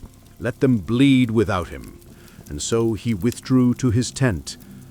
And with him went the Myrmidons, his elite warriors, silent and dangerous, forged for war. From that moment the tide turned. Without Achilles, the Greeks began to suffer. The Trojans pressed harder. Hector, son of Priam and champion of Troy, led the charge with a quiet, noble fury. He was not Paris who had brought the war, nor Deliebus who sought glory. Hector was the heart of the city, a husband, a father, a prince who carried the burden of his people not in pride but in duty. Day by day the Trojans pushed the Greeks back to the sea. Ships were set ablaze, heroes fell. Proteselos, the first Greek to leap ashore, had died in the first skirmish. Now Patroclus, friend and companion of Achilles, watched the losses mount with growing despair. Some say Patroclus was a friend, others a lover, but all agree he was the only one who could reach Achilles in his grief and fury. When the Trojans breached the Greek defenses and threatened to burn the ships, Patroclus begged Achilles to let him fight in his stead. He wore the hero's armor, rode his chariot, led the Myrmidons into battle, and for a time the Greeks rallied. But Patroclus, flushed with borrowed glory, went too far. He reached the gates of Troy, and there he met Hector. Their duel was brutal, and it ended with Patroclus falling beneath Hector's spear, and with him fell whatever peace remained in Achilles' heart. When Achilles learned of his death, his grief shook the camp. He did not weep like a man. He howled like a storm god, filled with rage and ruin. He returned to battle not for glory, not for oaths, but for vengeance. His mother, Thetis, brought him new armor, forged by Hephaestus himself, bronze that gleamed like the sun, a shield carved with the history of the world. Then Achilles went to war. No one could stand against him. He slaughtered men by the dozen, chariots overturned, blood staining the dust. He chased Hector around the walls of Troy 3 times before they met in single combat. Hector fought bravely, but Achilles was a fire no water could quench. He struck Hector down, pierced him through, and in rage dragged his body behind his chariot, circling the city day after day, denying the dead prince the dignity of burial. It was Priam, the old king of Troy, who brought an end to that madness. At night, guided by Hermes, he crept into the Greek camp and knelt before Achilles. He kissed the hands that had killed his son. He spoke not as a king, but as a father, and Achilles finally wept. He returned Hector's body and gave Priam safe passage. For a moment there was quiet in the war. But peace, as always, was fleeting. Achilles would not survive the war. A poisoned arrow, some say fired by Paris, others guided by Apollo, struck his heel, the only vulnerable part of him. He died in the dust, young and unmatched, and the war dragged on without him. The Iliad ends not with the fall of Troy, but with a funeral and a shared grief. Yet the war still loomed. The gods were not finished, nor were the Greeks. The wooden horse had not yet been carved, the gates had not yet opened, but the blood had been spilled, and the tide would soon turn. The war had bled the land dry. 10 years of siege had turned warriors into husks, kings into ghosts, and heroes into memories. Troy, once golden, stood behind its walls like an old lion surrounded by wolves. The sons of Priam had fallen one by one. Hector, the shield of the city, laid low by Achilles. Troilus, struck down while still a boy. Polydorus, slaughtered in betrayal. The Trojans fought with the desperation of men defending not just stone, but history. And yet they endured year after year, while the Greeks grew weary and restless beside their smoking campfires. Then, just as the gods began to turn their gaze elsewhere, the Greeks vanished.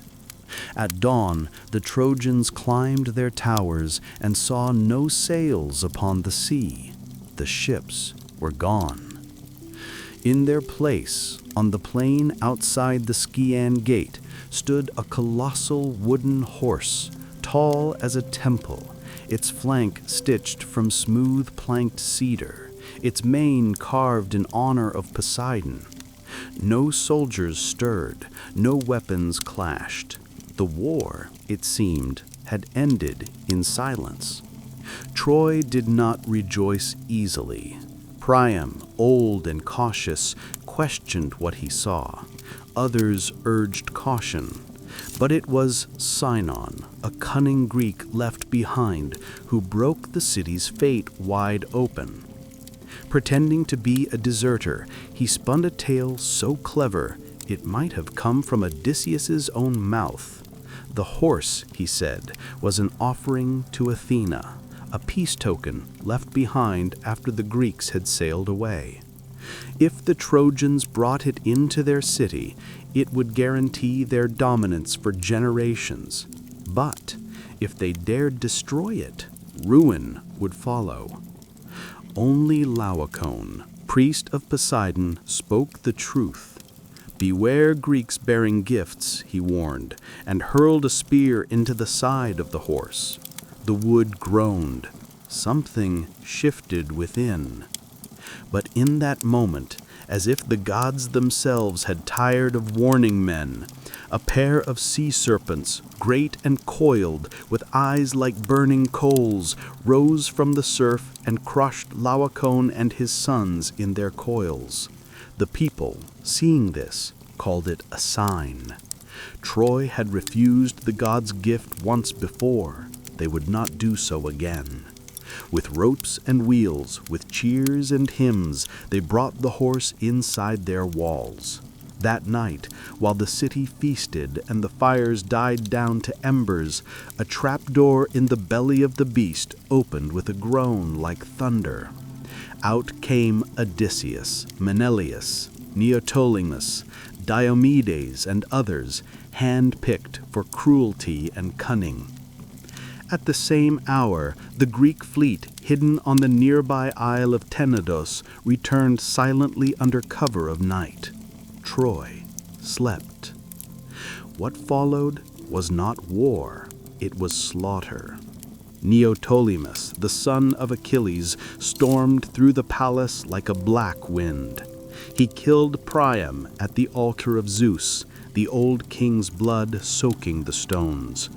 Cassandra, daughter of Priam and cursed prophetess, was dragged screaming from the temple of Athena, her warnings once again unheard.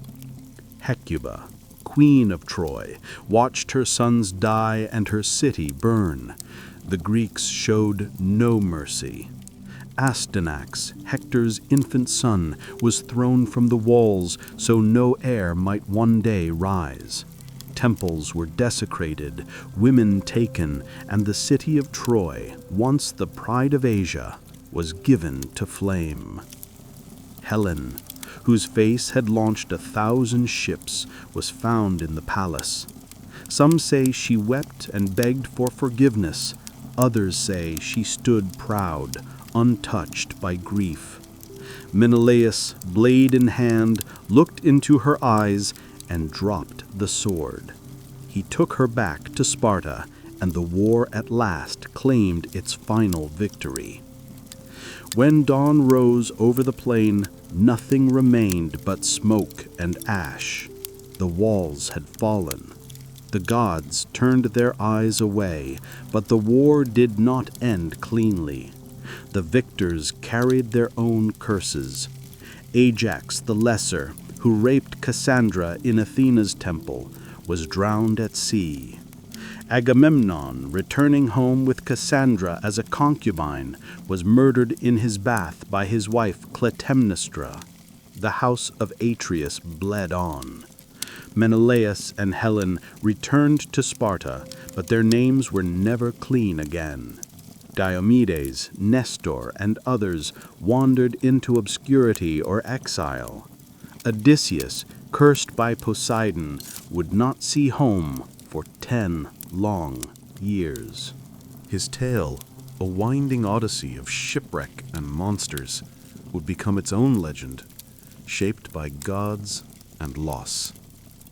Only Aeneas, son of Anchises and Aphrodite, escaped Troy with his father on his back and his son by the hand. Guided by omens and stars, he carried the last ember of Troy westward toward Italy. From his blood, so the Romans would later claim, came Romulus, Remus, and an empire even mightier than Troy. The fall of Troy was not just the end of a city. It was the end of an age, the heroic age, where men dined with gods, where glory mattered more than peace, and where fate was carved into flesh and stone. The wooden horse, the fire, the betrayal, the mourning women. These were the final notes of a song that began with an apple and ended in ruin. The walls that had defied 10 years of siege fell in a single night, and the ashes of Troy drifted out to sea, borne on winds that did not care who had won. The fall of Troy was not the end of the story, but the beginning of another kind of tragedy, one not fought in open fields or high-walled cities, but on dark seas, in storm-tossed curraghs, and in the crumbling halls of once proud kings. For those who survived the war, the journey home would prove far more perilous than the war itself. The gods, unappeased by the sack of Troy, turned their fury against the victors. The winds that had once carried them to war now scattered them like leaves across the face of the world. Agamemnon, the High King, returned first, or so it seemed. He sailed with Cassandra, the Trojan prophetess, taken as a concubine, and brought with him spoils, stories, and the shadow of a crime. The gods had not forgotten the sacrifice of Iphigenia, his daughter, slain to appease Artemis before the war began. And in Mycenae, Clytemnestra, queen, mother, and widow in all but name, had not forgotten either. She had taken a lover in Agamemnon's absence, Aegisthus, a cousin with his own score to settle, descended from the cursed house of Atreus. Together, they plotted murder beneath the roof Agamemnon had built. When the king returned, triumphant but weary, he walked into his palace as into a trap. Some say he was stabbed in the bath, others that Clytemnestra wrapped him in a robe and struck him down with an axe. Cassandra died too, screaming in a tongue none would hear, murdered at the threshold of a foreign land. Clytemnestra, bloodied and unrepentant, stood over her husband's body and claimed the act as justice. In that house, vengeance had become tradition. In time, vengeance came again. Orestes, son of Agamemnon and Clytemnestra, returned from exile and slew both his mother and her lover, urged on by Apollo and hounded by the Furies, ancient goddesses who punished kinslaying with madness. His was a tale of blood and absolution, one that would echo in Athenian courts and myths for generations. But his was not the only path home.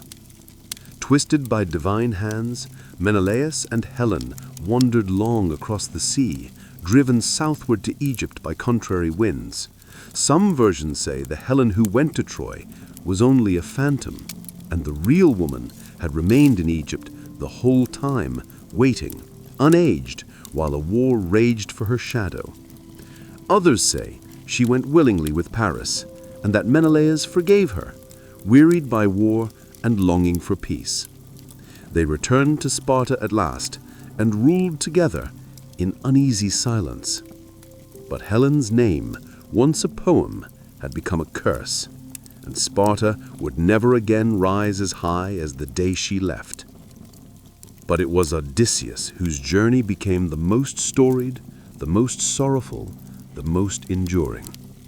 After Troy, he sailed not for home, but into a 10-year trial by sea, caught between the wrath of Poseidon and the whims of fate. He was no innocent. Odysseus had contrived the wooden horse and led the sack of Troy, and in doing so, had desecrated temples and angered gods. Poseidon, in particular, had marked him for punishment. Odysseus's ship was hurled from island to island, each more strange than the last. He blinded Polyphemus, the Cyclops, son of Poseidon, escaping with the clever name of Nobody. He dallied with Circe, the sorceress who turned his men into swine, and with Calypso, the sea nymph, who kept him as a lover for 7 long years. He journeyed to the edge of the underworld, spoke with the dead, and heard the song of the sirens, tied to the mast, while his crew rode with ears plugged by wax. He sailed between Scylla and Charybdis, lost all his men to storm and folly, and at last washed ashore alone on the island of the Phaeacians, who, moved by his tale, gave him a ship and safe passage. At last he returned to Ithaca in rags and silence, his beard long, his eyes cold. There, in his absence, suitors had overrun his house, feasting and plotting to marry his wife Penelope, who had waited, weaving and unweaving the same shroud by candlelight. Odysseus, with the help of his son Telemachus, his loyal swineherd, and the bow only he could string, slew the suitors one by one. Blood filled the great hall. Peace returned, but only for a time. The cycle of war and vengeance was never far behind. Many others fared worse. Ajax the Lesser was struck down by Athena for his crimes. Diomedes, though valiant in war, returned to find his wife unfaithful, and his city turned against him.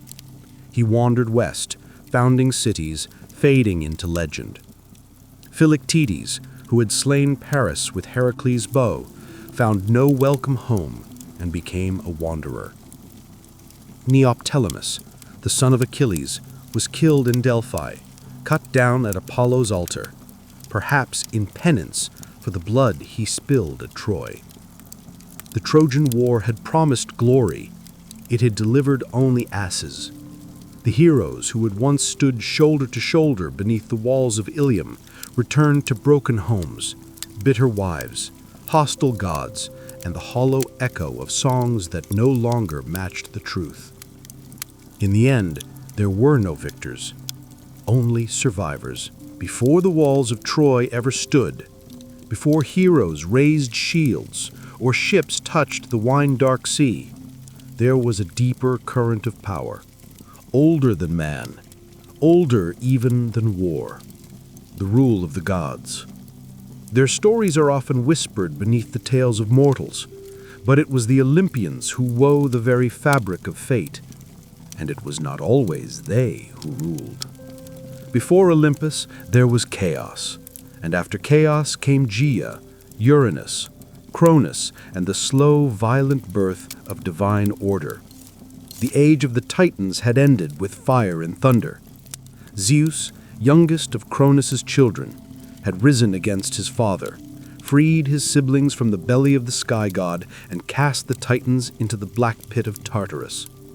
In their place rose the Olympians, 12 in number, though their names and thrones shifted with time.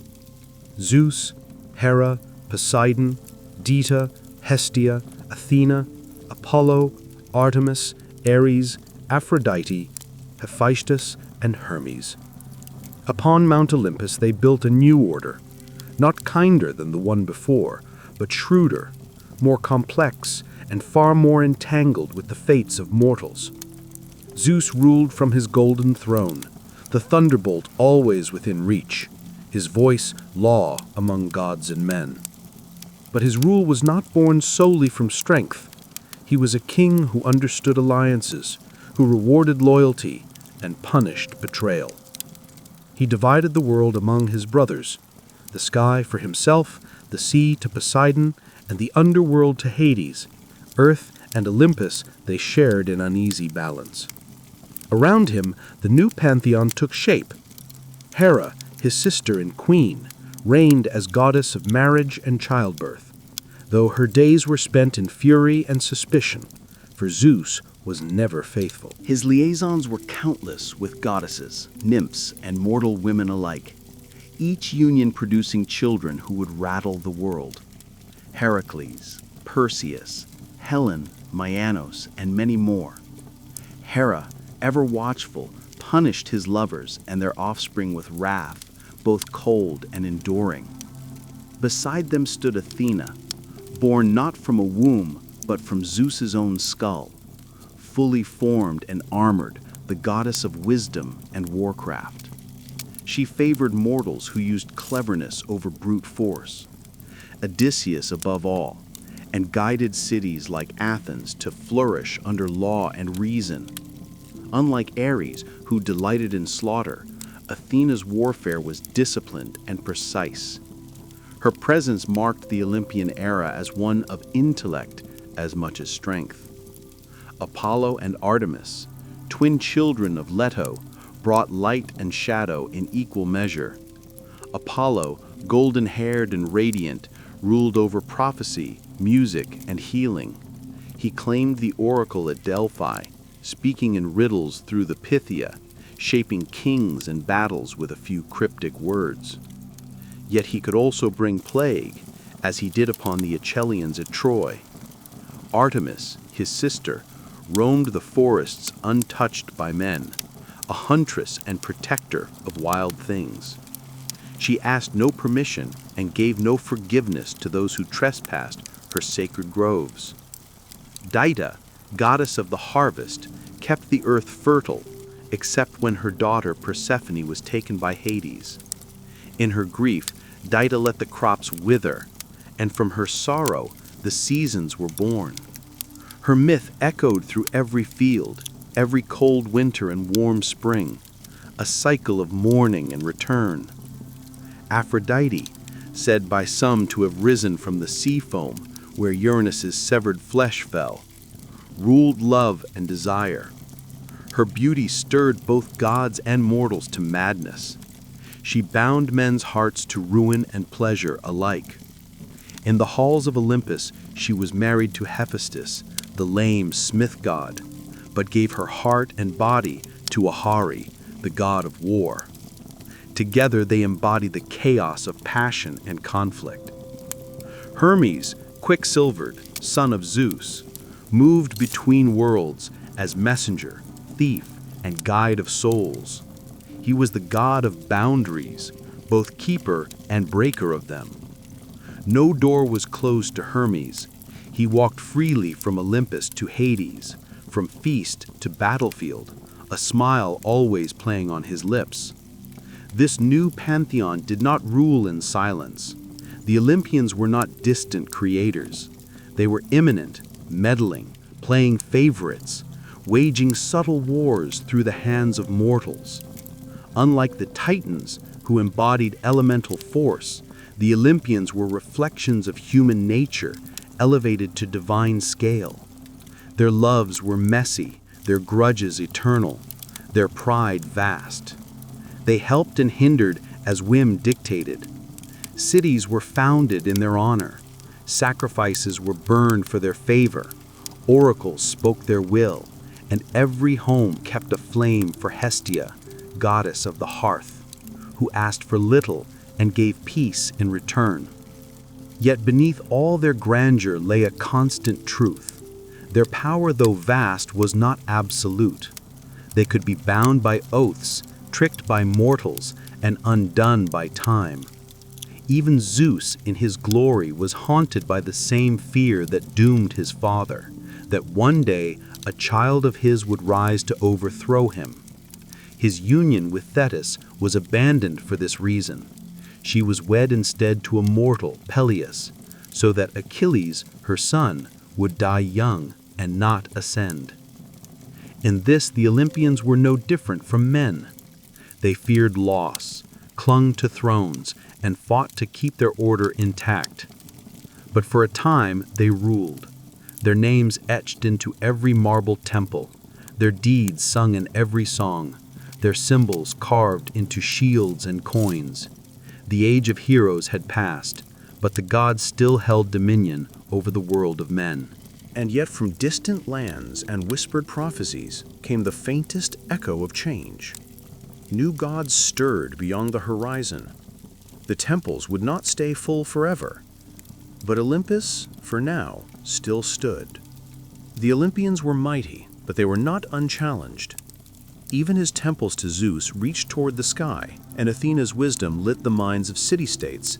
Darker gods walked the earth, gods of wine and madness, of death and rebirth, of things not carved into public altars, but whispered in secret groves and torch-lit caves. Chief among them was Dionysus, the last to take his seat on Olympus, and the only one who truly stood between the divine and the wild. Dionysus was no ordinary god. His birth alone defied the laws of nature and propriety. He was the son of Zeus and Semele, a mortal princess of Thebes. When Semele, tricked by Hera, demanded Zeus reveal his true divine form, she was consumed by his thunderous radiance. Yet from her ashes, Zeus plucked the unborn child and sewed him into his own thigh. Months later, Dionysus was born again. Twice born, they would call him. And from the moment of his second birth, his path was unlike any other Olympian's. He was raised not on Olympus, but in far corners of the world, among nymphs in Nyssa, in the caves of India, in the company of satyrs and maenads. He wandered, not ruling from a throne, but roaming with flute and vine, his train of revelers trailing behind in ecstatic dance. Where he walked, vineyards bloomed and reason faltered. He was not merely the god of wine, but of alteration, of the thin sacred line between civilization and chaos, between ecstasy and insanity. He inspired joy, yes, but also frenzy. And in frenzy, men and women alike might forget who they were. His arrival in Greece was not without resistance. Cities mocked his rites, kings barred his worship. One by one, he punished them. In Thebes, his mother's homeland, the young god returned disguised, his followers stirring unrest with drums and cries. Prometheus, the rigid king, tried to suppress the madness. He arrested Dionysus, scoffed at the wild rites, and sought to spy on the women of the hills. But the god lured him into the woods, dressed as a woman, and there, in a trance of divine madness, his own mother, Agave, led the maenads in tearing him limb from limb. Only when she returned to the city with her son's head on a thyrsus did the spell break, and the lesson settled like a shadow over all Thebes. Dionysus was the god of theater as well as intoxication, of masks and performance, of truths hidden within lies. His festivals became the heart of Greek drama, where comedies and tragedies alike were performed in his honor. Through masks and songs, the Greeks gave shape to fears and desires they dared not speak loud. To worship Dionysus was not to bow before power, but to surrender to it completely. And with Dionysus came something new to the Greek world: mystery cults, religions of initiation, secrecy, and rebirth. Unlike the formal rites of Olympus, mystery cults promised something personal. In the Eleusinian mysteries, followers of Demeter and Persephone reenacted the story of descent and return, of a daughter lost to death and found again. The Orphics, followers of the poet mystic Orpheus, spoke of Dionysus as a god torn apart and resurrected, a god whose suffering brought wisdom and whose rites promised freedom from the cycle of rebirth. These mysteries did not reject the Olympians, but they moved beneath them, quieter and deeper. They offered hope where the thundering gods gave only lore. They whispered of a soul that could endure, that could transcend the mortal body. And in that promise, the old certainties began to tremble. Even on Olympus, the cracks began to show. The gods feuded more bitterly. Ares and Athena vied for the hearts of warriors. Apollo fell in love too often and too fatally.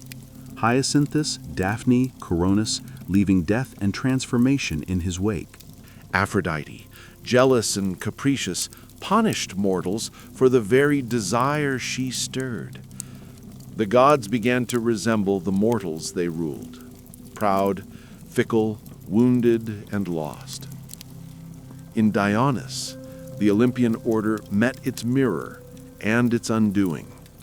He was divine, and yet lived as a wanderer. He brought joy, yet left madness. He tore down kings and raised up peasants. And most importantly, he changed the nature of divinity itself. The gods were no longer aloof and eternal. Through mystery, through ritual, through wine and song and madness, mortals could feel the breath of God within them, not in temples, but in themselves.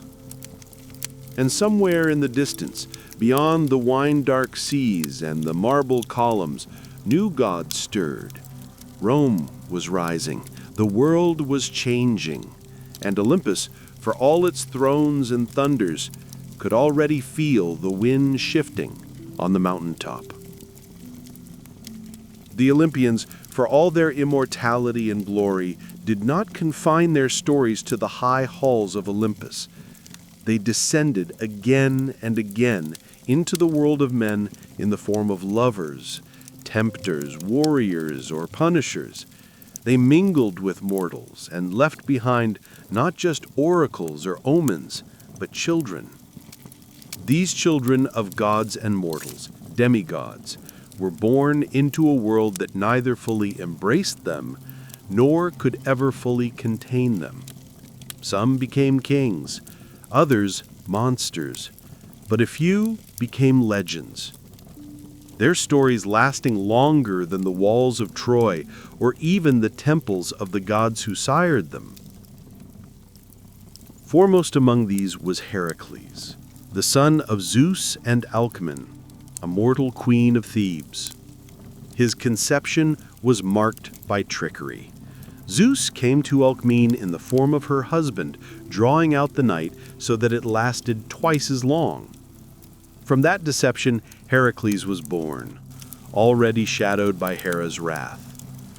For Hea, the queen of heaven, could never abide her husband's infidelities, and she made the life of Heracles a crucible of torment. While still in his cradle, she sent serpents to kill him, and the infant strangled them with his bare hands. Heracles grew into a man of impossible strength. But it was not brute force that defined his legend. It was penance. In a fit of divinely sent madness, here's vengeance again, he killed his wife and children. Racked by grief, he sought purification at the oracle of Delphi. There he was told to serve Eurystheus, a petty king, and complete 12 labors, each more impossible than the last. He wrestled the Nemean lion, whose hide no blade could pierce. He slew the Lernaean hydra, cauterizing each writhing neck. He captured the Erynthian boar, cleansed the stables of Algius in a single day, drove away the Stympirian birds, and tamed the Cretan bull. He stole the girdle of Hippolyta, queen of the Amazons, seized the cattle of Geryon, fetched the golden apples of the Hesperides, and descended into Hades to bring back the hound Kerberos. Each trial was more than a feat of strength. They were encounters with death, with the edge of the world, with the very fabric of human suffering. Through them, Heracles became more than a hero. He became a symbol of mortal endurance, of pain redeemed through effort. At his death, poisoned by a robe soaked in the blood of a centaur, he built his own funeral pyre and climbed atop it, mortal no longer. The gods took him to Olympus, where even Hera at last accepted him as divine. He became the only mortal to join the pantheon, a god forged in agony. Yet Heracles was not the first demigod, nor the only one whose story shaped the fate of mortals. Long before him came Perseus, another son of Zeus, born of Dana, who was imprisoned in a bronze tower because of a prophecy that her child would kill her father. But fate, once set in motion, cannot be locked away.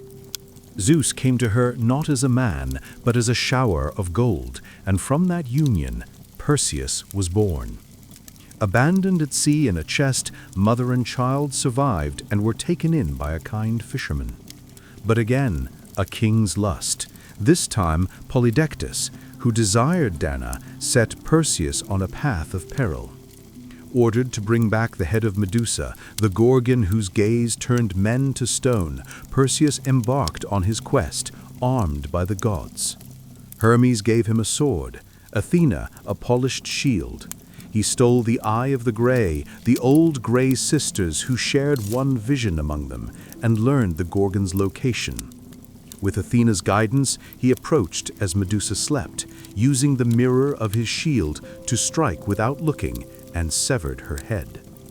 From her neck sprang Pegasus, the winged horse, and Chrysoa, a warrior of gold. Perseus escaped with their help, and on his return journey rescued Andromeda from a sea monster, married her, and founded dynasties. His lineage would carry on to Heracles, linking their stories by blood and face. There were others, Theseus, son of Poseidon or Aegis depending on the telling, who slew the Minotaur in the labyrinth of Conesus, bringing Athens into its first taste of empire. Bellerophon, rider of Pegasus, who killed the Chimera but flew too high and fell. Atalanta, raised by bears and swift as the wind, sometimes said to be the daughter of Artemis herself, who raced suitors and killed boars, but was undone by love and distraction. The demigods were never allowed peace. Their blood was too divine for comfort, too mortal for eternity. The gods watched them with pride and fear, for each one tested the boundary between Olympus and earth. And the mortals worshipped them not just for their triumphs, but for their struggles. They suffered, bled, and sometimes died. But in doing so, they became immortal in a way the gods never could, through story. As the memory of Troy faded, as cities rose and fell, the tales of these children endured. They filled amphorae and temple friezes, echoed in poems and plays. And though the gods remained on Olympus, distant and growing more silent, it was in the lives of their mortal-born children that humanity found its mirrors. Flawed, courageous, doomed, and glorious. In the world of Greek myth, power did not rest solely in the hands of gods or heroes. There was something older still, something deeper, humming beneath every choice and every death, every victory and every sorrow. Fate. It was not a god, though the gods themselves feared it. It was not a law, though it governed even the divine. Fate was a truth, a force like gravity, unseen but inescapable, woven into the bones of the world. The Greeks called it Myra, and sometimes she had faces, the Myra, or Fates. 3 sisters who spun, measured, and cut the thread of every life. Clotho spun the thread, Lachesis measured its length, and Atropos, the one who could not be turned, cut it when the time came. Even Zeus, king of Olympus, was bound by their decisions.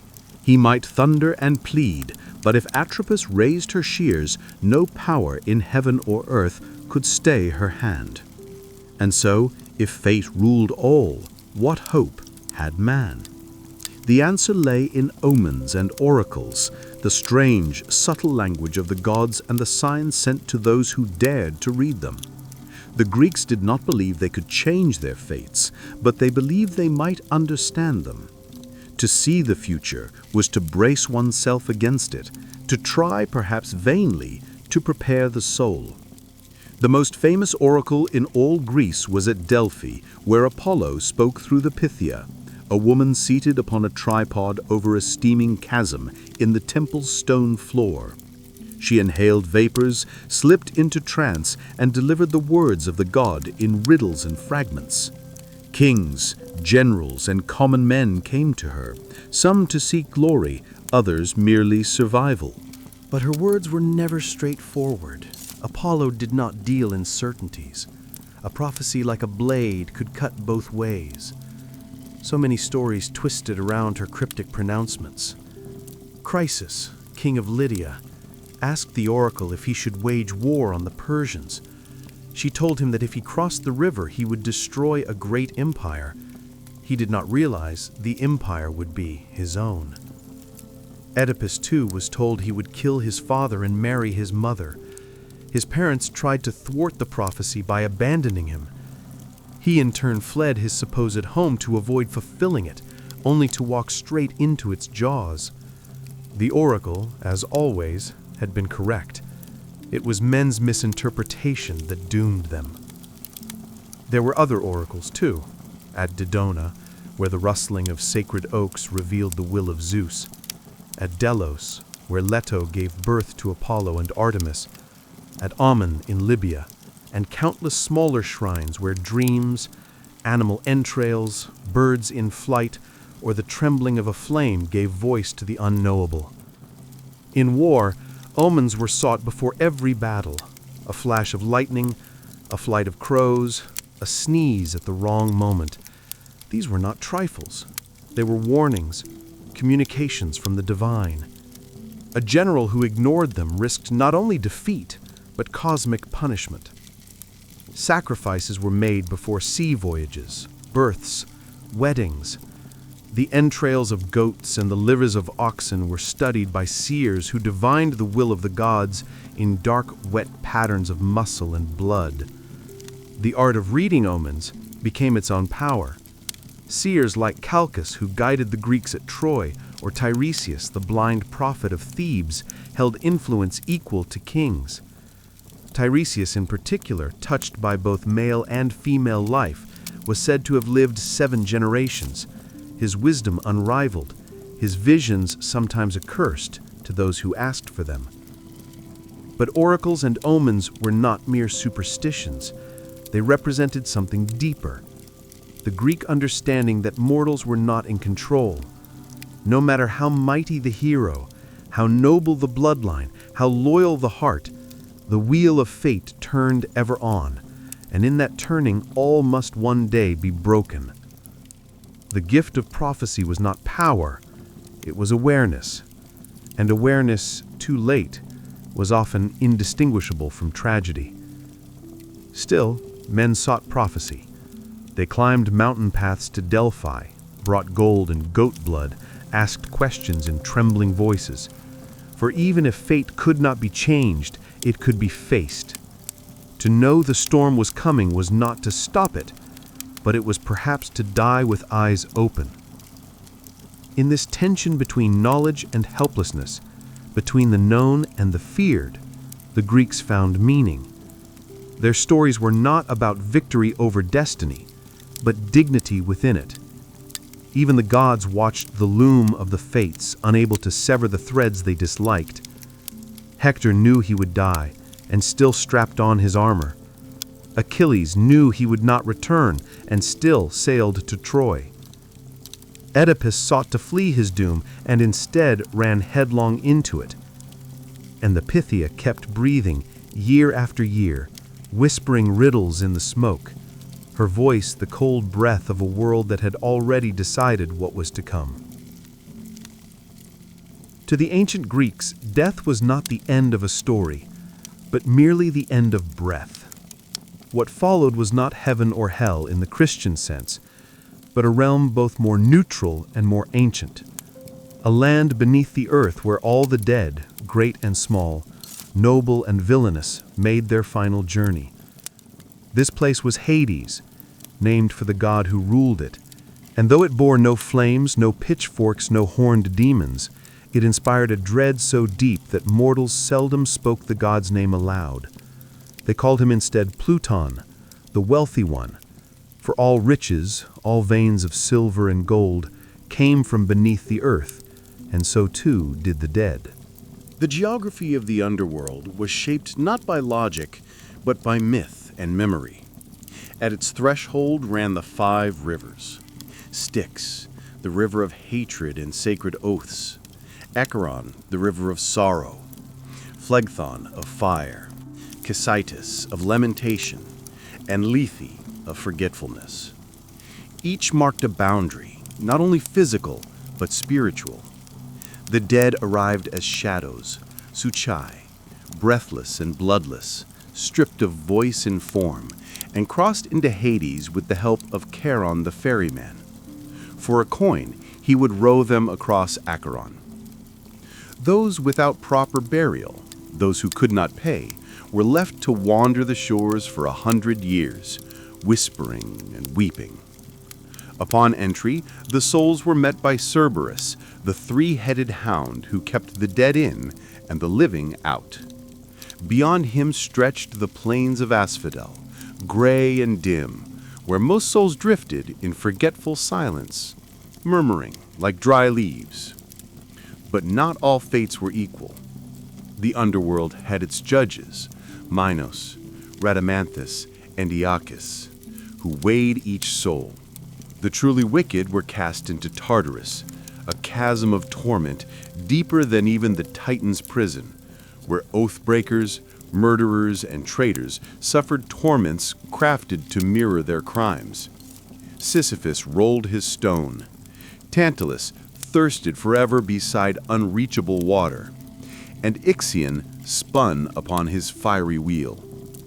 The rare few, deemed worthy of reward, passed to the Elysian fields, a paradise of soft winds, green meadows, and perpetual spring. There, heroes might linger in comfort, their memories intact, their deeds honored. Still fewer souls might choose to be reborn, passing through the river Lethe to forget their past lives, beginning the cycle anew.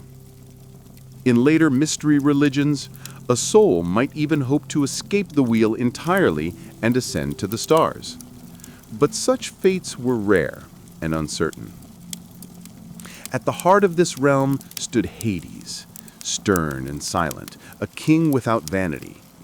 He did not seek worship, did not interfere in the affairs of mortals. He simply ruled, and he ruled absolutely.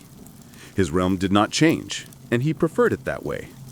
He was not evil, as later myths would paint him, but immovable, indifferent, the shadow cast by Zeus's storm and Poseidon's tide. And by his side stood Persephone, queen of the underworld, whose story, perhaps more than any other, reveals the strange duality of death in Greek thought. Persephone was the daughter of Dida, goddess of the harvest. One spring day, as she gathered flowers, the earth split open and Hades rose in his chariot. He took her swiftly and without consent down into his realm. Dida, in her grief, let the earth wither. Crops failed, rivers dried, famine swept across the land. No prayer could sway her. She would not let the world grow green again until her daughter was returned. At last, Zeus sent Hermes to retrieve Persephone. But because she had eaten pomegranate seeds, 6 of them, or perhaps just 1, she was bound to Hades. The compromise became a myth for the seasons. Persephone would spend part of the year in the underworld, and during those months, Dida would grieve, and the world would grow cold. When Persephone returned, the earth would bloom. Life and death became a cycle, not a sentence. Over time, Persephone's role evolved. No longer merely a captive, she became a ruler in her own right, a queen of mysteries who walked among the shades with quiet authority.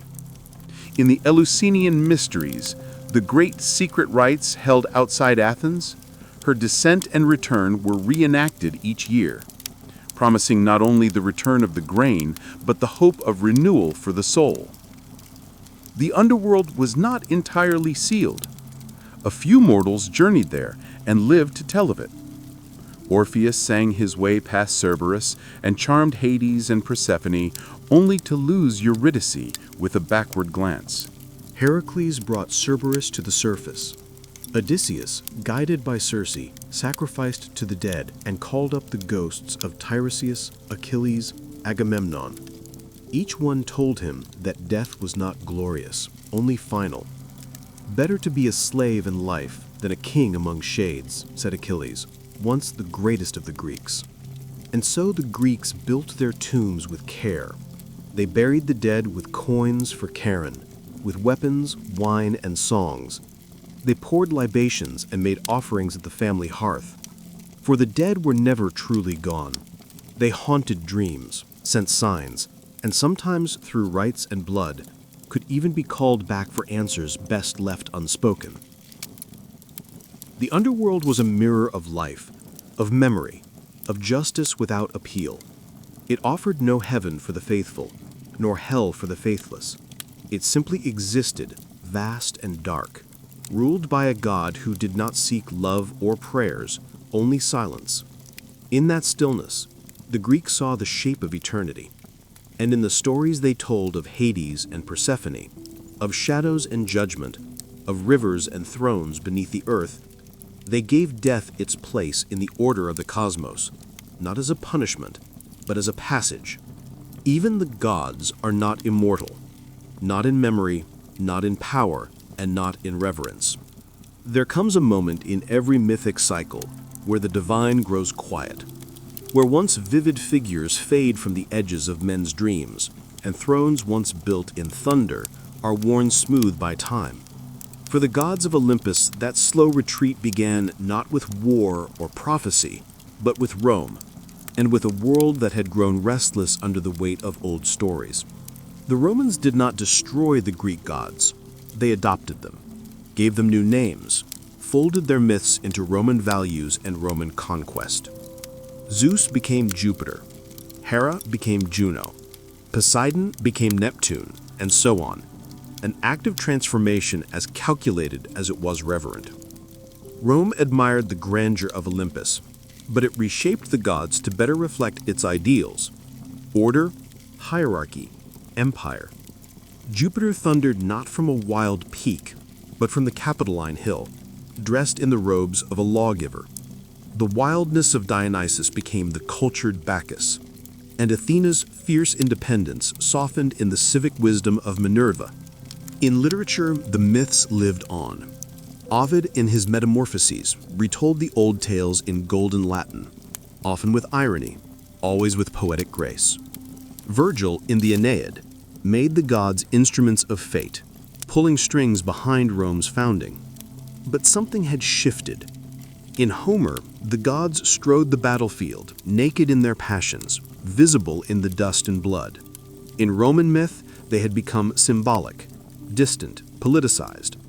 They no longer intervened as freely. They had become themes more than presences. And as the empire expanded, so too did its encounters with new gods and ideas. From the east came Mithras, a deity born from stone, slayer of cosmic bulls. From Egypt came Isis, mother of magic and life, wrapped in silks and secrets. From Judea came a single invisible god, one who forbade images, scorned idols, and made no room for divine siblings or thunder-wielding kings. These new cults did not simply compete with the Olympians. They undermined the entire architecture of Greek belief. Where the old gods ruled by appetite and hierarchy, these new faiths offered moral clarity, unity, and salvation. At the same time, philosophy began to erode the mythic world from within. Thinkers like Xenophanes had long mocked the idea of gods shaped in the image of men, arguing that if oxen had gods, they too would look bovine. Plato admired the beauty of myth, but cast doubt on its literal truth, suggesting the gods must be perfect and good, not the jealous, lustful figures who bickered on Olympus. Epicurus declared that the gods existed, but took no interest in human affairs, and that fear of divine punishment was a superstition to be cast off. Even Stoicism, with its stern ethical code, saw divinity not in figures, but in reason itself, the logos that governed all. By the time the imperial cult arose, when emperors were declared divine and altars were built to mortal men, the line between myth and politics had frayed entirely. The gods of old became symbols. Their temples kept more for tradition than belief. Farmers still left offerings to Demeter, and sailors still prayed to Poseidon, but fewer truly believed the gods walked among them. The flame on Olympus had not yet gone out, but it flickered low. And then came the final blow, not from a rival cult, but from a revolution of faith. Christianity, once a fringe sect of persecuted believers, began to spread across the empire, carried not by sword, but by word. Its God was unseen, singular, and omnipotent. Its stories were not of lovers and vengeance, but of sin and salvation. In time, its temples replaced the old ones. Its hymns drowned out the liars. Its priests denounced the Olympians as demons or fictions.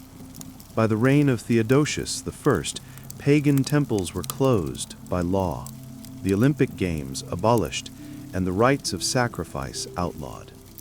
The gods did not resist. There was no final war between Zeus and Christ, no divine siege of Jerusalem or Rome. The Olympians simply faded like the last light of a long day. Their statues stood weathered and silent. Their altars went cold. The marble columns cracked, and ivy crept up where priests once stood. The myths remained, but as literature, not faith. Children learned of Heracles in schools, not shrines. Artists painted Aphrodite, but did not pray to her. The gods who had once commanded storms and fates were now stories, beautiful, strange, haunting. And yet they endured. Even as their temples crumbled, they lived on in whispers, in poetry, in the architecture of Western imagination. They returned in Renaissance paintings, in Enlightenment philosophy, in romantic epics and modern retellings. They became archetypes of war and wisdom, of love and betrayal, of hubris and glory. The Greeks had given them human faces, and in doing so, had made them eternal in a different way. Though the temples fell and the oracles fell silent, the myths of Olympus did not die. They became echoes, faint at first, like a distant lyre strum in the wind, then louder as time passed, and the world once again began to listen. For myths, unlike kingdoms, are not bound by stone and sword.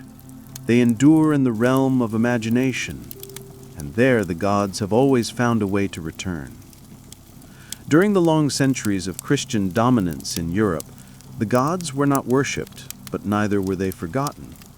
Monks and scholars copied ancient texts, sometimes grudgingly preserving Homer and Hesiod, Euripides and Sophocles, even as they condemned the beliefs these works once sustained. The old stories survived not in temples, but in libraries, tucked between sermons and treatises, waiting. And then came the Renaissance, that great turning of the wheel, when Europe looked backward to move forward. In the courts of Florence, in the chapels of Rome, in the minds of thinkers like Petrarch and Erasmus, the gods rose again, not as deities, but as symbols of human nature.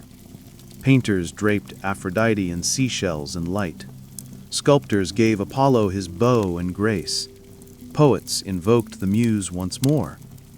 Myth was reborn in marble and canvas, not altar and incense.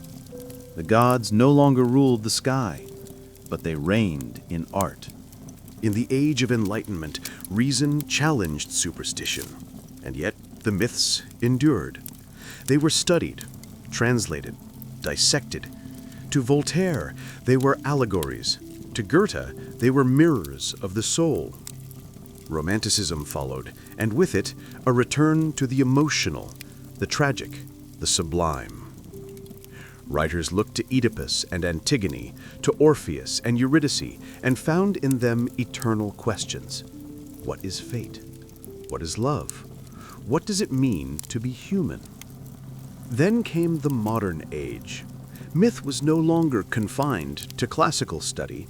It appeared in literature, cinema, psychology, even comics. Carl Jung saw the gods as archetypes within the human mind, eternally re-emerging. James Joyce wove them into Dublin streets. Rick Riordan reimagined them for school children in Manhattan. In Marvel and DC, the gods walked again, not in robes and sandals, but in armor and spandex. And always in the background, there remained the old tales, unchanged. Odysseus still sailed. Heracles still labored. Persephone still rose each spring. They were not forgotten. They were simply translated, generation to generation, into new forms, new tongues, new dreams.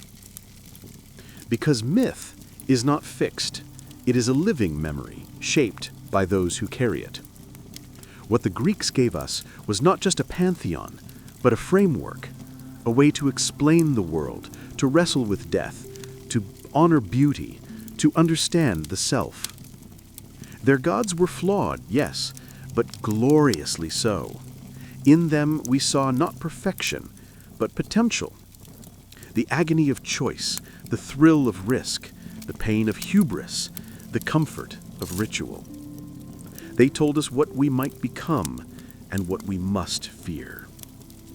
Even now, in a world of science and silence, the myths still murmur.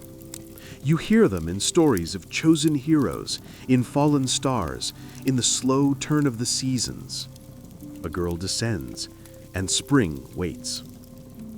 A king defies prophecy and loses everything. A mother grieves the son. The faces change, but the truths do not. The gods may have left Olympus, but they never truly left us.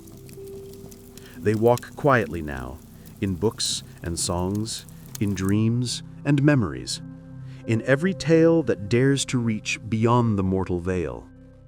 They are not dead. They have simply moved. And now the story ends. The winds on Mount Olympus are cold. The torches in Delphi are ash. But the myths remain. Good night.